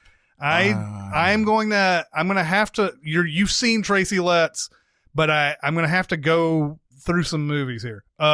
He's in The Big Short. He's the guy who tells Christian Bale, I want my money. That guy. All right. You know what I'm talking about? He's like, you motherfucker. He's like, you're going to give me my money or whatever. I remember the scene. I can't place his face. You haven't seen 4V Ferrari in here, have you? No, I'm just going to look him up. He was on Seinfeld. He's in Lady Bird. Okay, I know this guy. Hey, it's the guy, one of the guys that comes over for Festivus. Oh, because he got Elaine's phone number. This guy. Yeah. That comes with the hairy guy. Yeah. Yeah, all right. Okay. I could dig it. I've seen Tracy Letts, obviously, in like 5 or 6 movies, which I'm now wishing that you guys had seen, because Tracy Letts is absolutely perfect for this NSA director. In The Big Short, yeah, he's got that part where he goes to Bale and he's like, I want my money, man. I want my money back. And Bale's just like, Bale's just like, nope. And the guy, he's like, I want my money back. You motherfucker. I want, but he would be great at this. For Medical Officer Petrov, which is the Tim Curry character, I have Paul Giamatti. Nice. Oh, I love that one. I love that one. Yeah. We have been sabotaged. Yeah. Captain. You will receive the Order of Lenin for this, Captain. I love that line reading that Tim Curry does on that, because it's so British. I don't think he's even trying a Russian accent on this, but it's so British and it's so incredible. Captain. Yeah. Like he's just taking the back. yeah. Because Ramius is trolling him at that point. Yeah, of course. Where he's just like, whatever. It's like, no big deal. For Tupolev, who's the Stellan Skarsgård character, these orders are 18 bloody hours old. Nikolai Coster-Waldau. Nice. Oh, very good. Yeah. Very good. Yeah. I had another thought on this, but Jeremy took it. I was going to say mine's pretty good there. Yeah. Then for Painter, which is the Fred Dalton Thompson character, I have David Harbour. Oh, nice. Very cool. Nice. Mm-hmm. He has that authority kind of. Yeah, I I can need see a that. big person, big out of control. personality. big barrel-chested guy Yeah, like yeah. Fred Dalton Thompson. You know, Ruski doesn't take a dump, son, without a plan. Obviously, we wouldn't have Harbour with a Southern accent in this. Yeah. But he fit that role pretty well. For Jonesy, which is the Courtney B. Vance, there's a ton of fucking people in this I movie, know, right? man. For what seems like a small cast, there's a lot of roles. Yeah, for Jonesy, who's Courtney B. Vance, who's the sound guy, I have Donald Glover. Nice. Oh, very good. Yeah, and for Loganov, who's the fucking cook, who is the saboteur on the Red October, I have Bill Skarsgård. Oh, that's funny. I think he blends in enough that a lot of people won't recognize him as a like a known actor or whatever, which I feel like you kind of need, even though the saboteur is sort of it's almost MacGuffin-y. Yeah, it is. In Red October. But having somebody like that, I think that kind of just blends into the background and everything. He would do that well. Although his eyes might give away that he is Pennywise. Is that the only? This is PG-13, right? I think it's just PG. Is this that's a fucking line, right? The fucking cook, right? I don't know if he says fucking, actually. I could No, have he sworn says He says a goddamn, the goddamn cook. Goddamn Oh, okay. cook. For some reason, my brain put in a fucking. He says it in Russian first, but I can't remember how to say it. Yeah, he's like something Takoye or something like that. Something like Takoye. And then he remembers a bunch of English people are watching, so he says it again in English. Fucking, goddamn cook. Yeah. But yeah, it's PG, believe it or not. Yeah. I think a movie like this might get a PG-13 nowadays. There's not, But there's is there not a much. ton of salty language in this? There's a lot. I mean, I think there's more than your average like PG movie. Okay. Like PG is almost G, Yeah, that's true. what it was back in the day. So I think that they have started to be a little bit more liberal with the PG-13 rating. Pretty and much all the everything. Marvel stuff is PG-13, right? Yeah. Even Jumanji is PG-13. Is it really? And you watch it and you're like, I can see why. I mean, it feels like it's directed towards kids, this movie, but it's not like really strictly for kids. There's a lot of goddams in Jumanji. Ah, okay. Like, it's weird how many. Like, I was sitting there going, God damn. There's a lot of goddams in this movie. And then there's like some risque type of humor and things like that. Well, it's the whole pee hole thing and the first one. Sure, yeah. But Come watch me pee. yeah, remember when she pees on everybody? Oh, that's such a I crazy. love when Jack Black goes, "Hey, do you want to come see my penis?" And you just hear from off camera, "No, thanks."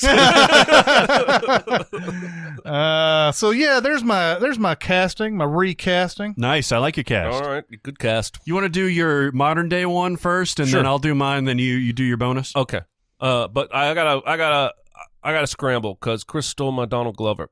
Oh, did I? Actually, we'll just both cast Did Donald I Glover. steal Donald Glover? Well, only because I emailed first. We both have. No, I thought I looked at everybody's list and didn't see Donald Glover, so I was like, I all got right, him I got as it. Jonesy, but I think that's perfect. We'll just Okay. both have the same guy. Shit. All right. All right, so for the Sean Connery role, I want Gary Oldman. Yeah. He's the right age, the right level of gravitas in his acting, and he can do a Russian He accent. can do a Russian I'm accent. Can do all sorts of accents. Fucking Air America, American Air, Air Force Air One. Force One. I was like, Air America's a movie, but I don't remember him in it. I want Shia LaBeouf as Jack Ryan. Wow. I want to Johnny Depp his ass in Nick of Time and put him in a suit and cut his hair, give him a pair of glasses and make him look like a lawyer. I could dig it. And I think he's got the right charm and dramatic chops, and I think he could pull it off. He could be funny and witty. For Mancuso, this is the Scott Glenn character. I want Timothy Olyphant. Yeah. Now, basically, Nice. I want Timothy Olyphant in everything because I think he's outstanding, and I think fans know he's great, but I don't know that Hollywood has really ever given him his props. Hey, that's a dude that's looked like he's 45 for the last 20 years. Yeah. Like, how old is he, do you think? 50? 50, 48. You got to go back to Go to find him looking like a 30-something. Yeah, even in Die Hard, the techie Die Hard, like he looked a little bit old, and now he's gray. Now he's gray, yeah. And so now he looks like he's really put on a lot of years, but I think he's probably... I want to say 71. He could be 69. Birthday. Oh, so, the birth year. 68. So he's 51, be Okay. 52 in May.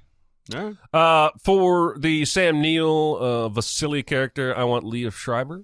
Yeah, that's Liev great, Schreiber man. would be great. I can just see him saying, "I would like to have seen Montana." Yeah, I know. You got a couple of Scream alums in this movie. Yeah, I do. For Admiral Greer, I want Andre Braugher.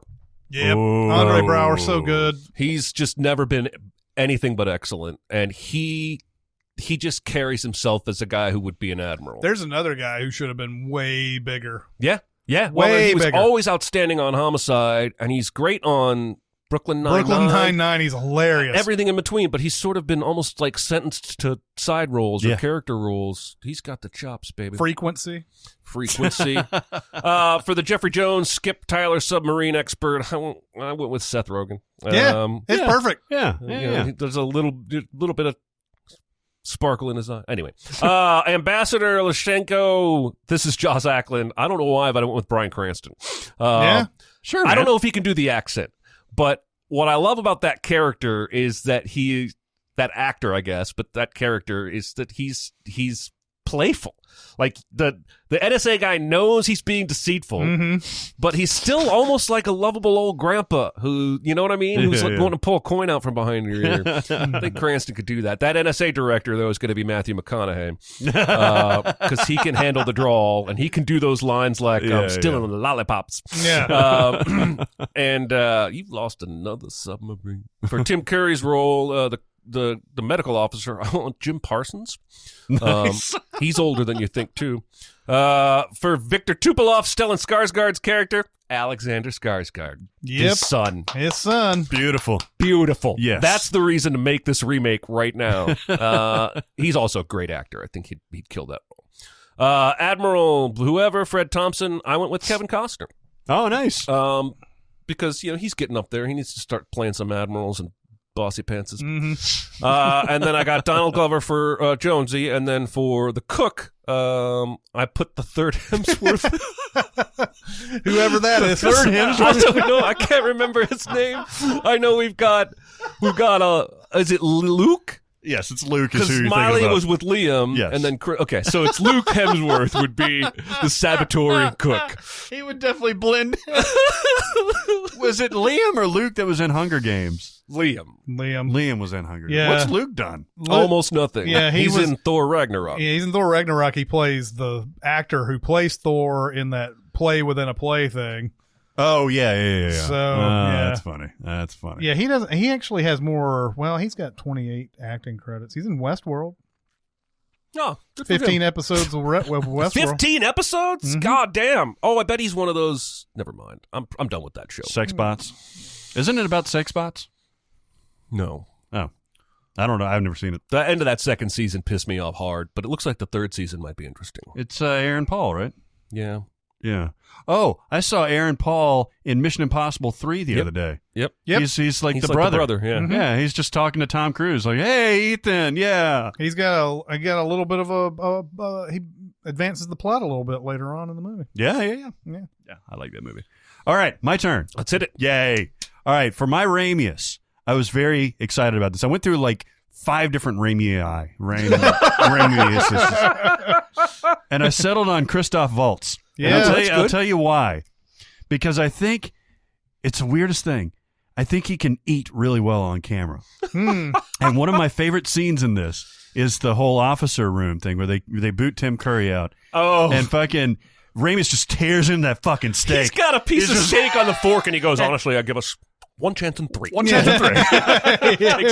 And he's just chewing the fuck out of that steak. And I'm like, Christoph Waltz would be awesome at that. I think he could do, but I want him to be in a whole lot more than he's actually in. I mean, besides Inglourious Bastards, he's been relegated to the Bond thing, and of course Django was good, but like the fucking Water for Chocolate Elephants, Water for Elephants, and Water for Elephants, that Tarzan bullshit. Oh yeah, I need him to get a juicy role, and I want to see him eat that steak. I think it'd be awesome. For my Jack Ryan, it's so weird because there's been so many Jack Ryans. Right? Mm-hmm. Yeah, it's been Baldwin, it's been Ford. It's Ben Affleck, Yep. And it's Krasinski, which I still and think Chris is weird. Pine.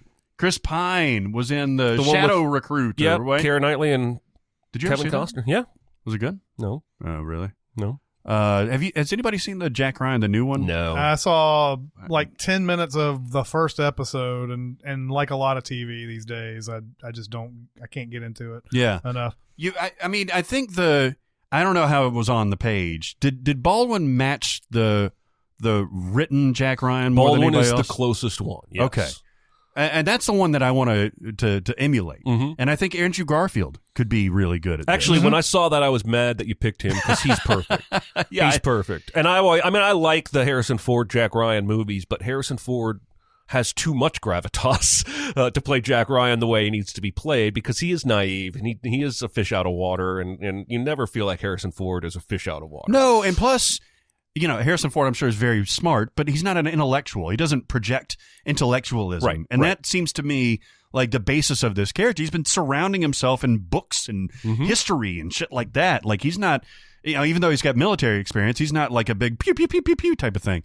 But he also does have, a good stature and stuff like that. And I think Andrew Garfield can embody both of those things. I know this book. Your conclusions were all wrong. The conclusions were all wrong. Halsey acted stupidly. I'm swinging for the fences for Mancuso. I'm going with George Clooney. That is a fence swing. And I think he'd be awesome. He could with pull this. that role off, though. I think he could do that right amount of, reasonable but barky and Oh, yeah, totally. snippy. He can get intense when you want to get. We think of him almost more in comedy terms these days, or at least I do. Mm-hmm. But yeah, he can be like Michael Clayton, kind of like "fuck you, man." I'm the boss here. And can you imagine like Christoph Waltz and George Clooney walking up to each other like in that would be pretty awesome. affection scene? For Vasily, I'm going with Sam Neill's character, Val Kilmer. Oh, Man needs a comeback. And I don't think he's fat anymore. Is he fat still? Oh, he's. the last time I saw him, what movie was that? He goes puffy, and then he goes back to Gay Perry, and then he goes back to puffy, and then he goes. Well, back he also to, had cancer, like mouth cancer. Yeah. I know he's in the new Top Gun too, but I haven't seen him in a anything. still from him. But the guy has such good chops. When you look at Kiss Kiss Bang Bang, you look at Tombstone, I think he's been undervalued. I think right around the Batman Forever, like he was labeled as just the pretty face without the talent, and I think he's got the talent. Top secret. He's definitely got the talent. Last thing I saw him in was The Snowman. Oh God. Oh, how did he look in that? Well, he's playing a drunk, so like he's kind of disheveled. Is that the Fassbender one? Yeah. Oh God. I hear that's terrible. Really bad. That's bad. For my James Greer, I think this is an inspired choice. The James Earl Jones character, Sidney Poitier, who is 92. I was going to say, when I saw that name, I was like, he's still alive. He God is. damn. He's still alive, and I, from what I understand, he's doing a lot of philanthropic stuff. He hasn't acted, I don't think, in forever. I don't think so. But talk about gravitas. You don't get more gravitasian than fucking Sidney Poitier. You really don't. So if we could kind of pull him out and just set him up for a couple of scenes and then wheel him back to the stretcher. Motherfuckers mess with me, I'll split their heads. For my Skip Tyler, gonna gender flip a couple of these things. Kerry Washington. Yeah. I want Kerry Washington plugged into a lot of stuff. Okay. That didn't make sense. Yes. Okay. So in Pastor Lysenko, I'm going with William Sadler. Oh yeah, William Sadler. I like that guy. Yeah. There's a lot of these He's all right. character actors that I want to see in more stuff. Just did an interview with the Maltons recently that was The really Count good. of Monte Cristo Yeah. by Alexander. That's Christo, you dumb shit. Dumbass. This one is fun to me. For Petrov, the medical officer, Captain, it's going to be Edward Norton. Well, you just made the entire shoot miserable. Can you imagine Clooney and Norton like on the same set, just kind of like he's probably like needling him and shit like that, playing practical jokes. Oh. Oh my God. Especially on a submarine set. Well, I hell, think that would be awesome. You got Norton and Val Kilmer. Both of them are like well-known, like, you know, like studio, like set cancers. And then you have Clooney, who's the Mr. Practical Joke guy. Yeah. And why don't you just throw Jared Leto on here while you're at it? I always the Tim Curry character fascinates me because I love him so much that I look for performances. And, like, I don't really understand his character. Like, he's up his own ass, obviously. He's talking about, we go to the Bolshoi and we do this and everything before he gets kicked out. And then he has, like, this righteous outrage about the sabotage and all that stuff. And then this patriotic pride when he says he's going to scuttle the boat and all that stuff. Yeah. I just think it's a fascinating character. I think Edward Norton can pull that off. The only reason that there's two keys is that so that no one man can arm the missiles.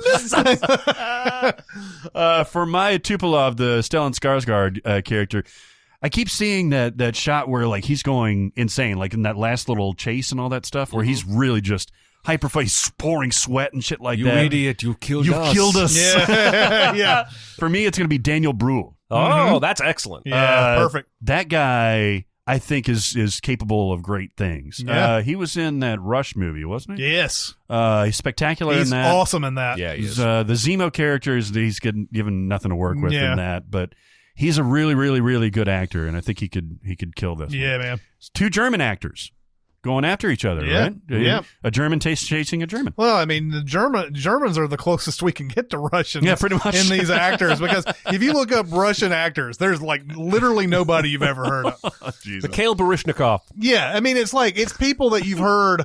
It's like, you know, dude who played Carl in Die Hard. Oh, who is unfortunately no longer with us. Oh, and, Godunov, Alexander Godunov. Alexander Godunov, and you have Lee Strasberg, I think. Really? Was at least Russian descended or whatever, but he's no longer with us, of course.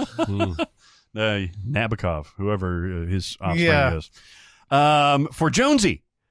Oh, yeah, all right, I'll do that. Jonesy, Courtney B. Vance. Fun fact about submarines. They just integrated with the two sexes as of 2010. Yeah. It took us up until 2010 It's insane. to integrate on submarines. Lupita Nyong'o is going to be my Jonesy. Mm-hmm. She's got whimsy. She's got intelligence. She's a perfect Jones. I tell you what, weirdly enough, I was thinking about Black Panther a lot for this casting because everybody's so smart. And the whole movie, there's a bunch of smart people doing smart stuff. Mm-hmm. And I was if Shuri was a little bit older, I would have cast her in this role. But Lupita Nyong'o would be awesome. That's a good call.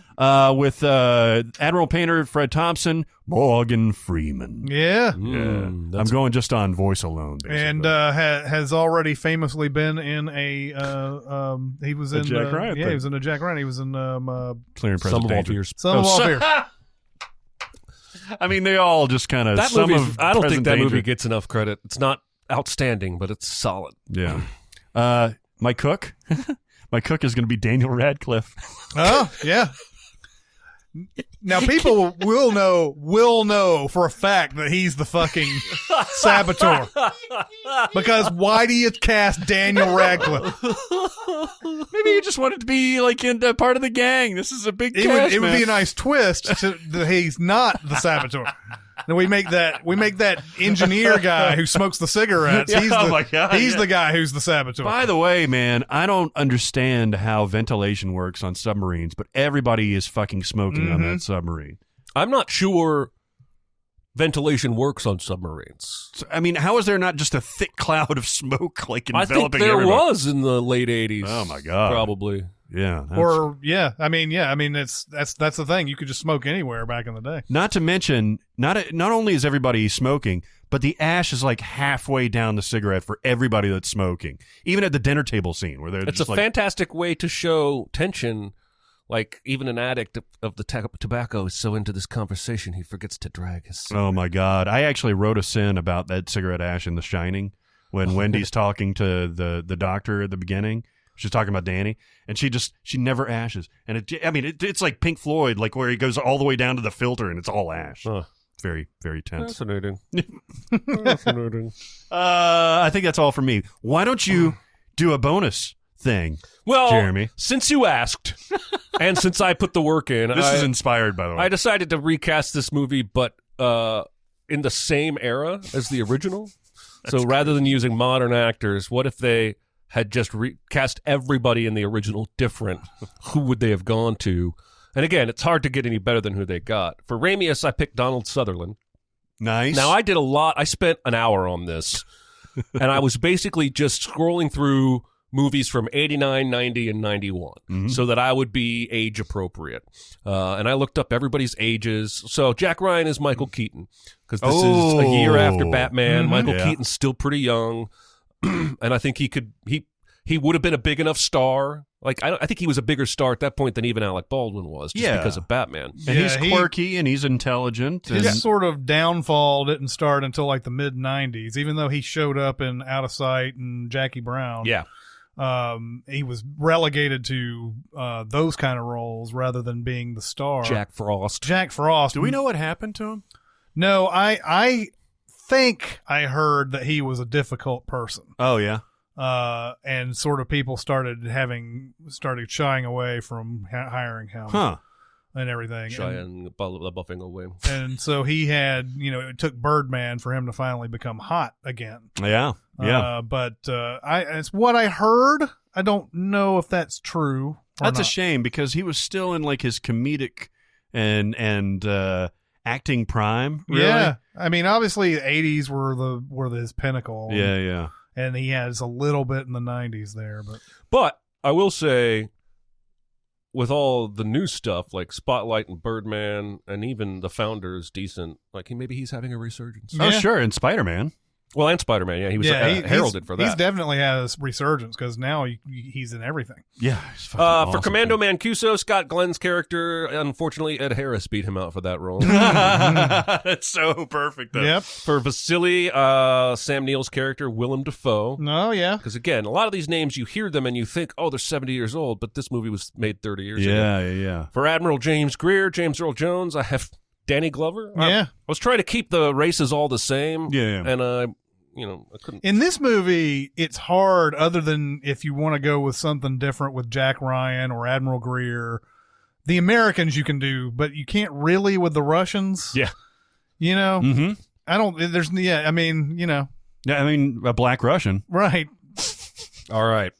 For Skip Tyler, the Jeffrey Jones submarine expert, I picked Timothy Busfield. Oh, yeah. He's perfect. Nice. This is Field of Dreams, Timothy Busfield. Yeah. He'd be great. He's an everyman right there. Yeah, he is. And he's this 30-something is his big thing at this point. Ambassador Lienko, Josh Ackland. I went with Rutger Hauer. Yeah. Oh, nice. Nice. NSA director, Michael Douglas. Nice. I think this movie could have been made. Michael Douglas might be way too big for this role in 1990. That's true. That's true. He could pull off the smarmy asshole politician. Sure. Oh, yeah. He could do the lines, but yeah, he's probably too expensive. Medical officer, Tim Curry. I have Matthew Broderick. Yeah. This is the Glory era, so Broderick's still pretty young. Yeah. The freshman. Yeah. For Victor Tupolev, the Stellan Skarsgård character, I have Liam Neeson. Neeson. He would have eaten the shit out of the screen in this role. Mm-hmm. Yeah. What was he doing in 1990? Darkman, yeah. Wow. Mm-hmm. Yeah. And he's pretty young back then. Yeah.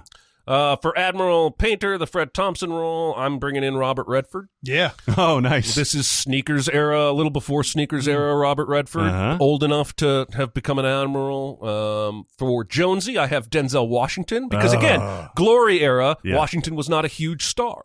He was Oscar nominated for Glory, but for supporting, but he was not the Denzel you know today. Yep. It's how long does it take before Denzel becomes Denzel? Like, it's around this era. When is Malcolm X? Malcolm X is 92. Yeah, it would be right around that era. And then he's like, I think he's big time by 95 when he's in Crimson Tide. Yeah, and Pelican Brief is in between there, right? Yeah, Pelican Brief's 93. Yeah. Yeah, right around early 90s. So somewhere in there, he's a big... Philadelphia is 93. Oh, yeah? Yeah. So... Yeah. So we're catching him right before he got hot. Nice. And then for the cook, I picked Andrew McCarthy. Oh, yeah. Andrew McCarthy? Yes. Because I kept seeing, when I'm scrolling through all these movies, I kept seeing Weekend at Bernie's. as soon as I saw Andrew McCarthy here, I was like, kept imagining him on a sub, like lifting his sunglasses and shit. Because I guess when I cast the cook, I want it to be like somebody... I don't know. I just felt like he would be hilariously out of place there. He's like wearing a white jacket and shit. I almost went with Jonathan Silverman, but I decided to go with nice. Anyway, there is my era-specific recasting of Hunt for Red October. Very nice. Thank you I thought very that was great. Yeah, that's awesome. One question? Question, yeah. You know I'm going to go to the sex one. Okay. Let's do it. Question. I got something to say. I want the truth. I am listening. All right. I just finished watching 30 Days of the Con... Yeah. 30 Days of the Condor. That's a lot of days. It's the sequel to That's right. 10 times the Condor. Never seen so many condors. There are condors everywhere. Okay. I just finished watching 3 Days of the Condor. Damn fine film. You've seen this, right? 3 Days of the Condor? Have you seen this? Nope. This is like a spy thing. This is great. Right? Yeah. Damn fine film. But how in the world do you have people as hot as Robert Redford and Faye Dunaway in a love scene, but be as horrible and unsexy as that scene was? It was amazingly awkward. Can you think of a worse sex scene that involved usually considered attractive people in a mainstream film, eliminating scenes that were meant for laughs? Thanks for the great content. Looking forward to the best of the decade. By the way, I think Faye Dunaway was almost known for this shit in the 70s because she has an unsexy scene in Network, too, if you've ever seen that. Yeah. Where she is, the point of the sex is definitely not to have sex. It's basically, she just wants to talk about the network and her power and all this other stuff. And it's really her power that she's getting off on, quote unquote, and everything. And it's like it's not very sexy at all. But I came up with 3, and I bet I could come up with more. But look, as sexy as Catherine Watterson is in Inherent Vice and her entrance completely naked in the one scene with Joaquin Phoenix is one of the sexiest things I've ever seen in my life. Mm-hmm. The sex scene is not. And I believe that it was done this way. I don't know if that's the spirit of the question, but those are 2 sexy people, and that sex scene is awful. And it's on purpose. I'm sure of it, because of course he doesn't know what he's doing. He's drugged out of his mind and all that. But it's like a couple of slaps on her ass, and then he like enters her, and it's like 5 pumps, and then it's done. And it's awful, and you're like, God, she's so damn sexy. She deserves way more than that. And it's so yeah, it's not very good. Leonardo DiCaprio and Margot Robbie in The Wolf of Wall Street. Which one? Well, all of them. The first one for sure, because it's the one where it's like, and I bet you know what happened then. I fucked her brains out, and then it's like 5 seconds or something like that. And you could throw in their last one too, where she divorces him. Yeah, that one. Yeah. Now, and I think those are both by design. Yeah. Now this one, it depends on how sexy you think Liam Neeson and Meryl Streep are. But there's a movie called Before and After. Mm-hmm. I don't remember much about this movie. It came out in 1996. I do remember, though, a sex scene. They're completely clothed. And it's one of those scenes where it's like all nice and tender, the music and, nice, like the dissolve editing and everything. And it doesn't last very long. But by the end of it, they're looking at each other fully clothed and sweaty. And like, wow, that was the most mind-blowing sex ever. And it's terrible. It's a terrible sex scene. So, yeah, that's one that came to mind. Nice. Neeson's. Neeson's. What you got? I got 2 that I don't think were intended to be awkward, but feel awkward. Basically, every sex scene in the 50 Shades of Grey series. Yes. Mm-hmm. Those are 2 hot people, too. They're two hot people, and I have had boners taken away by that movie. Yeah. You're walking around with a boner, Not and then kidding. you happen to glance at the screen, and whoo, if you have that, if you take the Cialis or whatever, and you got the priapism that lasts 6 hours or whatever, Just watch this movie. you either go to the hospital or you watch 50 Shades of Grey. The other one I thought of was The Specialist, when Stallone Oh, and, yes. Sharon Stone Oh, my have sex God. standing up in a shower. That movie thinks that scene is sexy. Yeah. You cannot convince me otherwise. That was not intentionally awkward, but it is like, I remember laughing my ass off watching that. Oh, it's so terrible. Oh my God. And then the only one I thought of that I think was in spirit of why, like was on purpose within the movie, was that movie called The Submission I told you guys about with,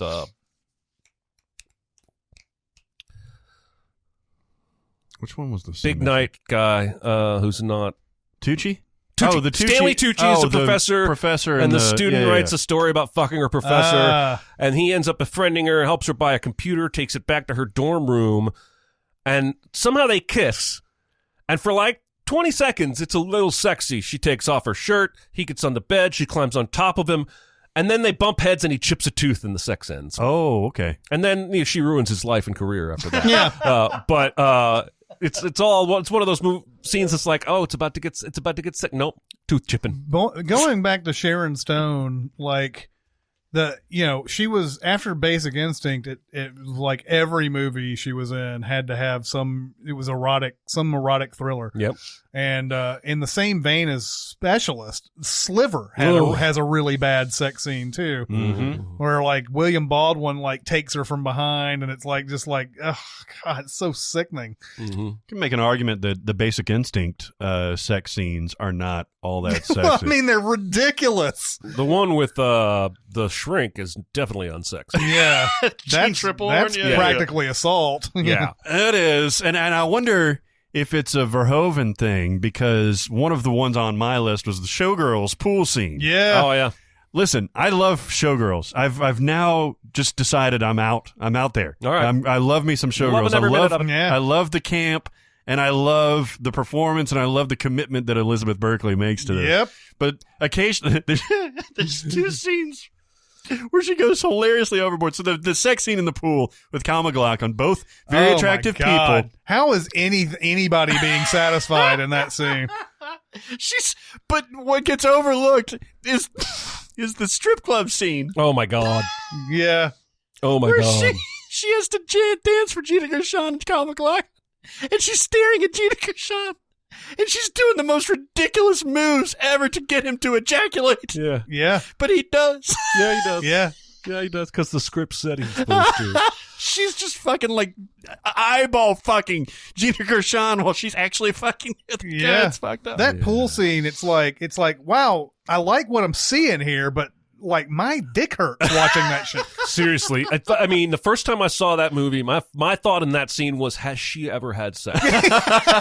Yeah. Does she think this is possible? Yeah. I wonder how much of this, though, in retrospect, how much of this was Verhoeven saying to do that? Well, even that fucking dance rehearsal where they almost fuck with clothes on with her and the dance teacher guy and his shed. Even that is like raunchy. Like, everybody's got AIDS and shit. Yeah.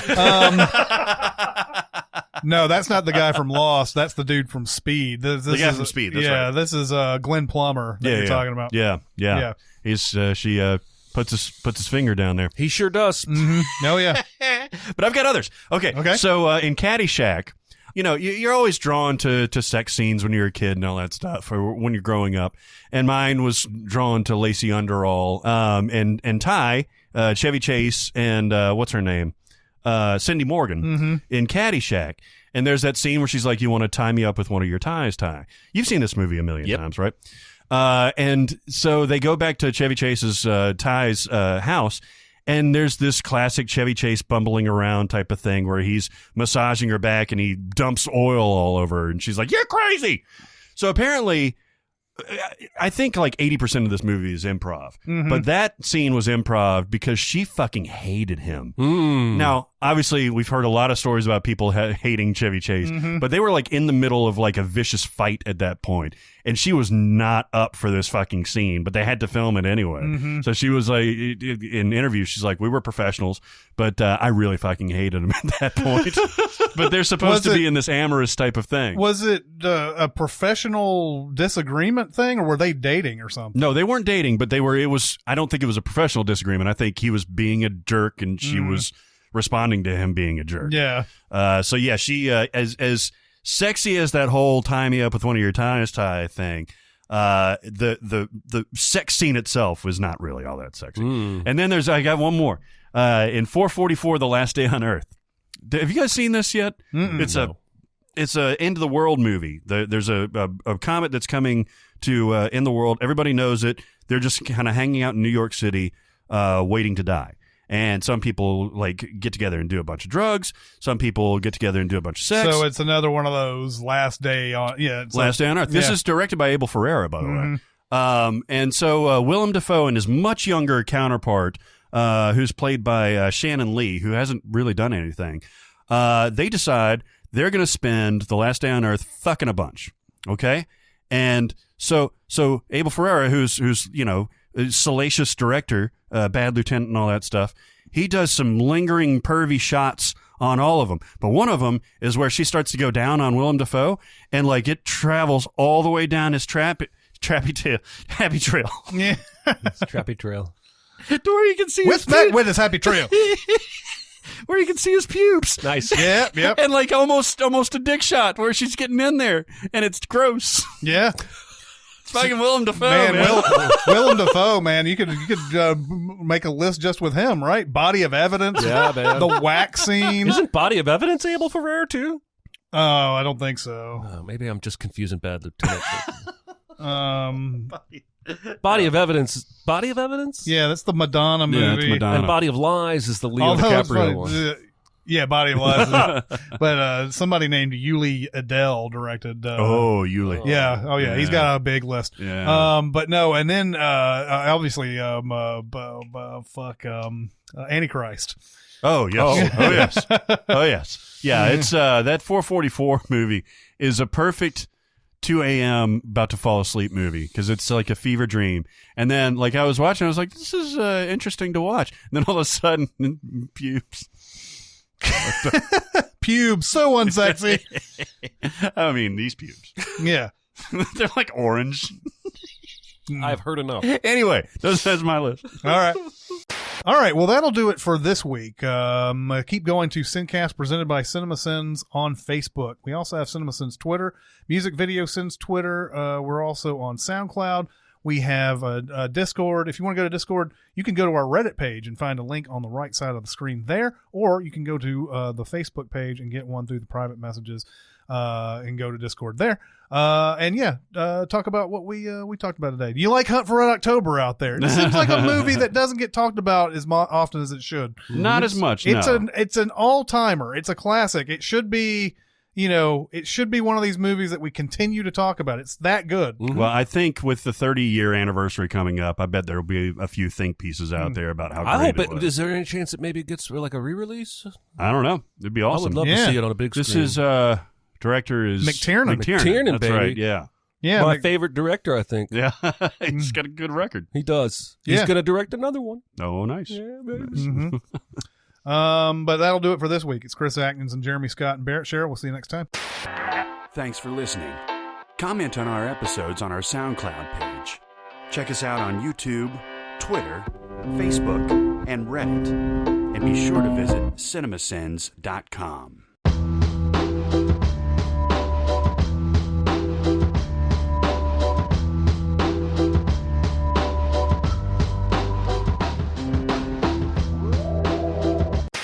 So if I say something like, Chris is a duty head, is it recorded? It is. All right, excellent. I love it. I feel it in my gonads. Super tight. I feel it's tight in my gonads. What? I don't know. What was I watching the other day where somebody says, some movie where somebody says tighter than a nun's cunt? Oh, God, I know this movie. I almost want to Google it. do it. I know. It was just in the last couple days I saw because I know this. I've heard this line in the last 3 or 4 weeks, maybe. All right, here we go. Yeah. I was about to do it myself. We probably don't need 2 devices from the same coordinates. This is like I'll sit there and be watching TV, and there's like all this like nun porn that keeps showing up. And sideways, I think it's describing a wine. Tighter than a nun's asshole, but good concentration. Nice fruit. Yeah. Okay, that's not what I was thinking it was. Did I tell you what happened in San Francisco when I was walking around one day? I went up to a light. I was just walking. I can't remember where I was walking. I think I was probably looking for a restaurant or something. And this guy, this homeless guy, comes up to me and just like to the side of me, and he goes, "So do you like black people?"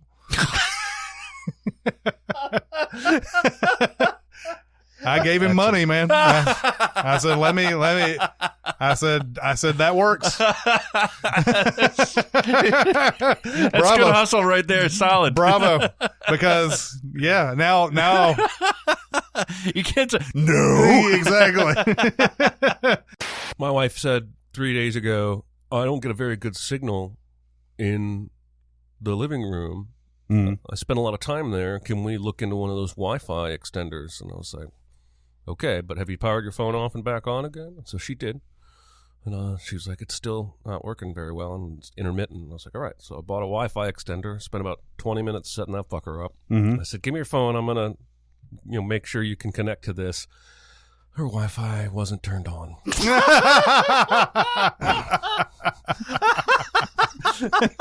Oh, fuck. That's awesome. It's amazing what we assume, right? We assume a lot of different things, and like, and this story doesn't have much to do with Wi-Fi and everything, but it's. I remember when I was in New York, there was when people who were not me, who like would be up in the booth and they were just learning and everything, and they'd be my days off, I would obviously get calls about things. And my manager called me one day, and they said he couldn't get the platters to work on one of these auditoriums.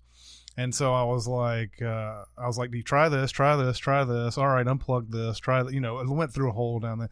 And I was like, and there's no breakers. He's like, everything that should be on is on. I was like, okay, cool. And so, we're gonna have to call a tech to come out and fix something like that. And the tech, and in where we were, we had a tech that was based in Long Island, and it was 2 hours away. Jesus. So it sucked for him to come out, and I understood this, even though it was very frustrating to get him out sometimes, because it's like, that's your job, that's what you signed up for. And but he came out and found out that there was a breaker that was off. Oh. So he said, so when my manager said all the things that are on should be on are on, I didn't think in my head that, we'll maybe just turn on all the other, like I thought he had all the breakers on. Right. When That's he what said you that. would assume, yeah. And there were some breakers that didn't do anything. So it was common to have breakers that were off, but like when he said everything that should be on is on, I was like, oh, okay, everything's just on then. And I didn't even think that he just didn't turn on some breakers. Let me guess, that tech was unhappy. He was very unhappy. He often expressed his displeasure with me. Jesus. He did not like me at all because I would call, and then I wouldn't either. I would either not get the problem is this is his job. This is what he needs to. I mean, he can't get pissed off about stuff like this.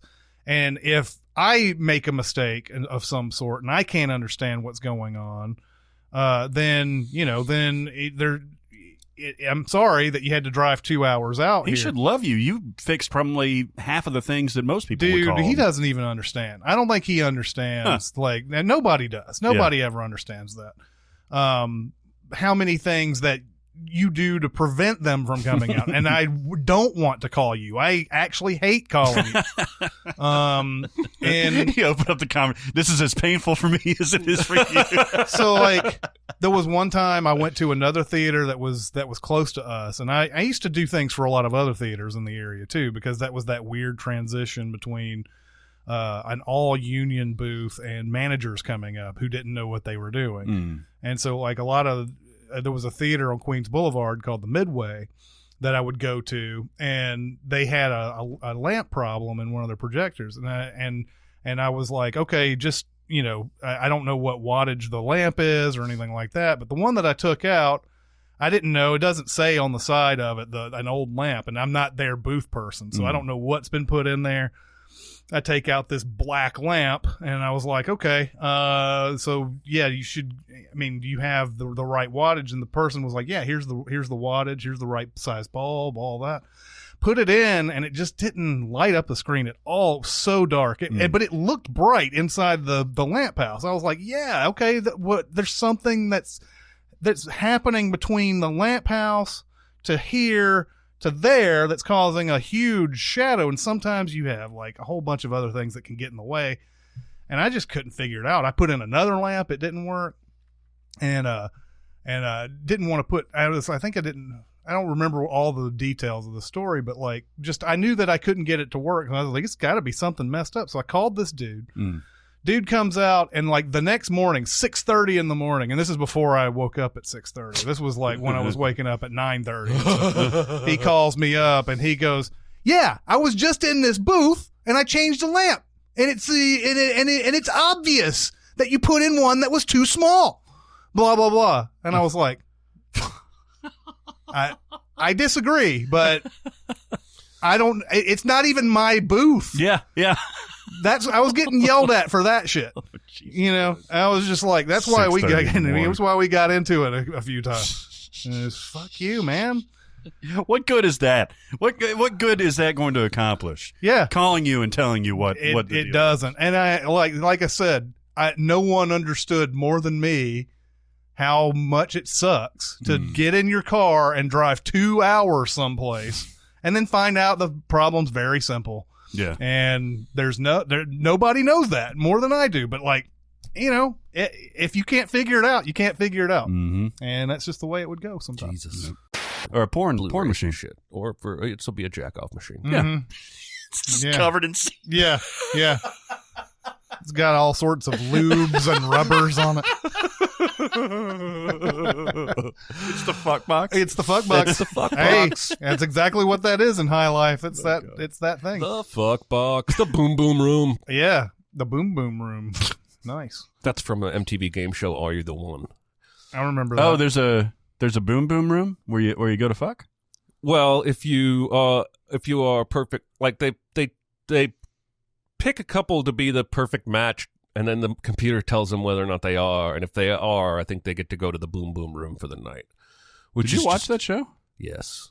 Are You the One? They're on like their 10th season or something. No, right? they're only on their 4th or 5th. The most recent one was all gender fluid people. It was fascinating. I heard about that. Because it was still like 8 guys and 8 girls, but they were all fluid. Yeah. And they're all fucking everybody. Well, and it's, I was telling somebody I know who I won't call out that watches the show, I was telling them, this makes the game even harder because you're basically trusting a computer that says you two should be together. That, first of all, is ludicrous. But then when you change it from, well, there are 8 potential matches for me, now there are 15 potential matches for me, but they still end up winning every fucking season. I don't know how. I think it's rigged. They'll go up to the next to last one, and they'll only get like 3 beams out of 10, and the last one they'll get all the beams. Wait, there's a winner in this show? Well, the one, right? The couple? No, all 16 contestants split the prize if they win.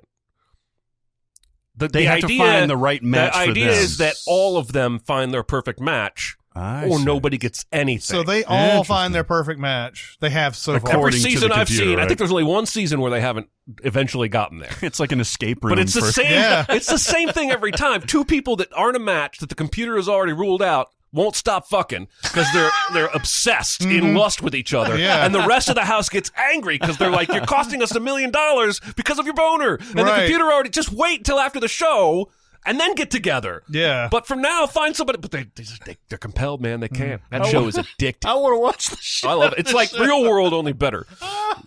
And they don't make them go get jobs and don't have to worry about like the city shit. They just take them to some resort. Yeah, fuck that. That's some nonsense. I think they abandoned the getting a job thing. God damn, like the 12th season or something like that. Yeah. That did suck. I mean, if Real World puts out another season, I'll watch it. Oh, but me too. This is just become my new thing, my new shameless game show. And you're not a challenge guy, right? No, because I don't like those people. No, they're awful. They're all terrible, terrible people. Yeah, they are. But they're kind of Kardashian-y in that they act like they are celebrities. Yes. But this is all they've ever done. Yes. But they act like they're television actors. Yes. And it drives me crazy. Yeah, and they can't make that much on this. I don't know. They're making enough, but they're probably making more than you and me. I know plenty of reality stars are making lots of money, but appearances and club things. I have to like somebody. I have to like somebody on the show. I agree. Anyway. There's a stand-up thing with David Cross many years ago where he was talking about how he's like, man, Hollywood, look at all, there's all these people that I've never seen so many people who are so delusional about everything, but they know, man, they know they're going to be the best. They're going to get discovered. They were so good in Brigadoon and all that. They just know in their heart they're going to get caught and they're going to get famous and everything out of these millions of people and everything. And the fact is, 13 of those people are going to get discovered or whatever. And 14 if you conclude the woman who gets on Blind Date and then poses for Playboy. Face, Barrett. Face. I face you.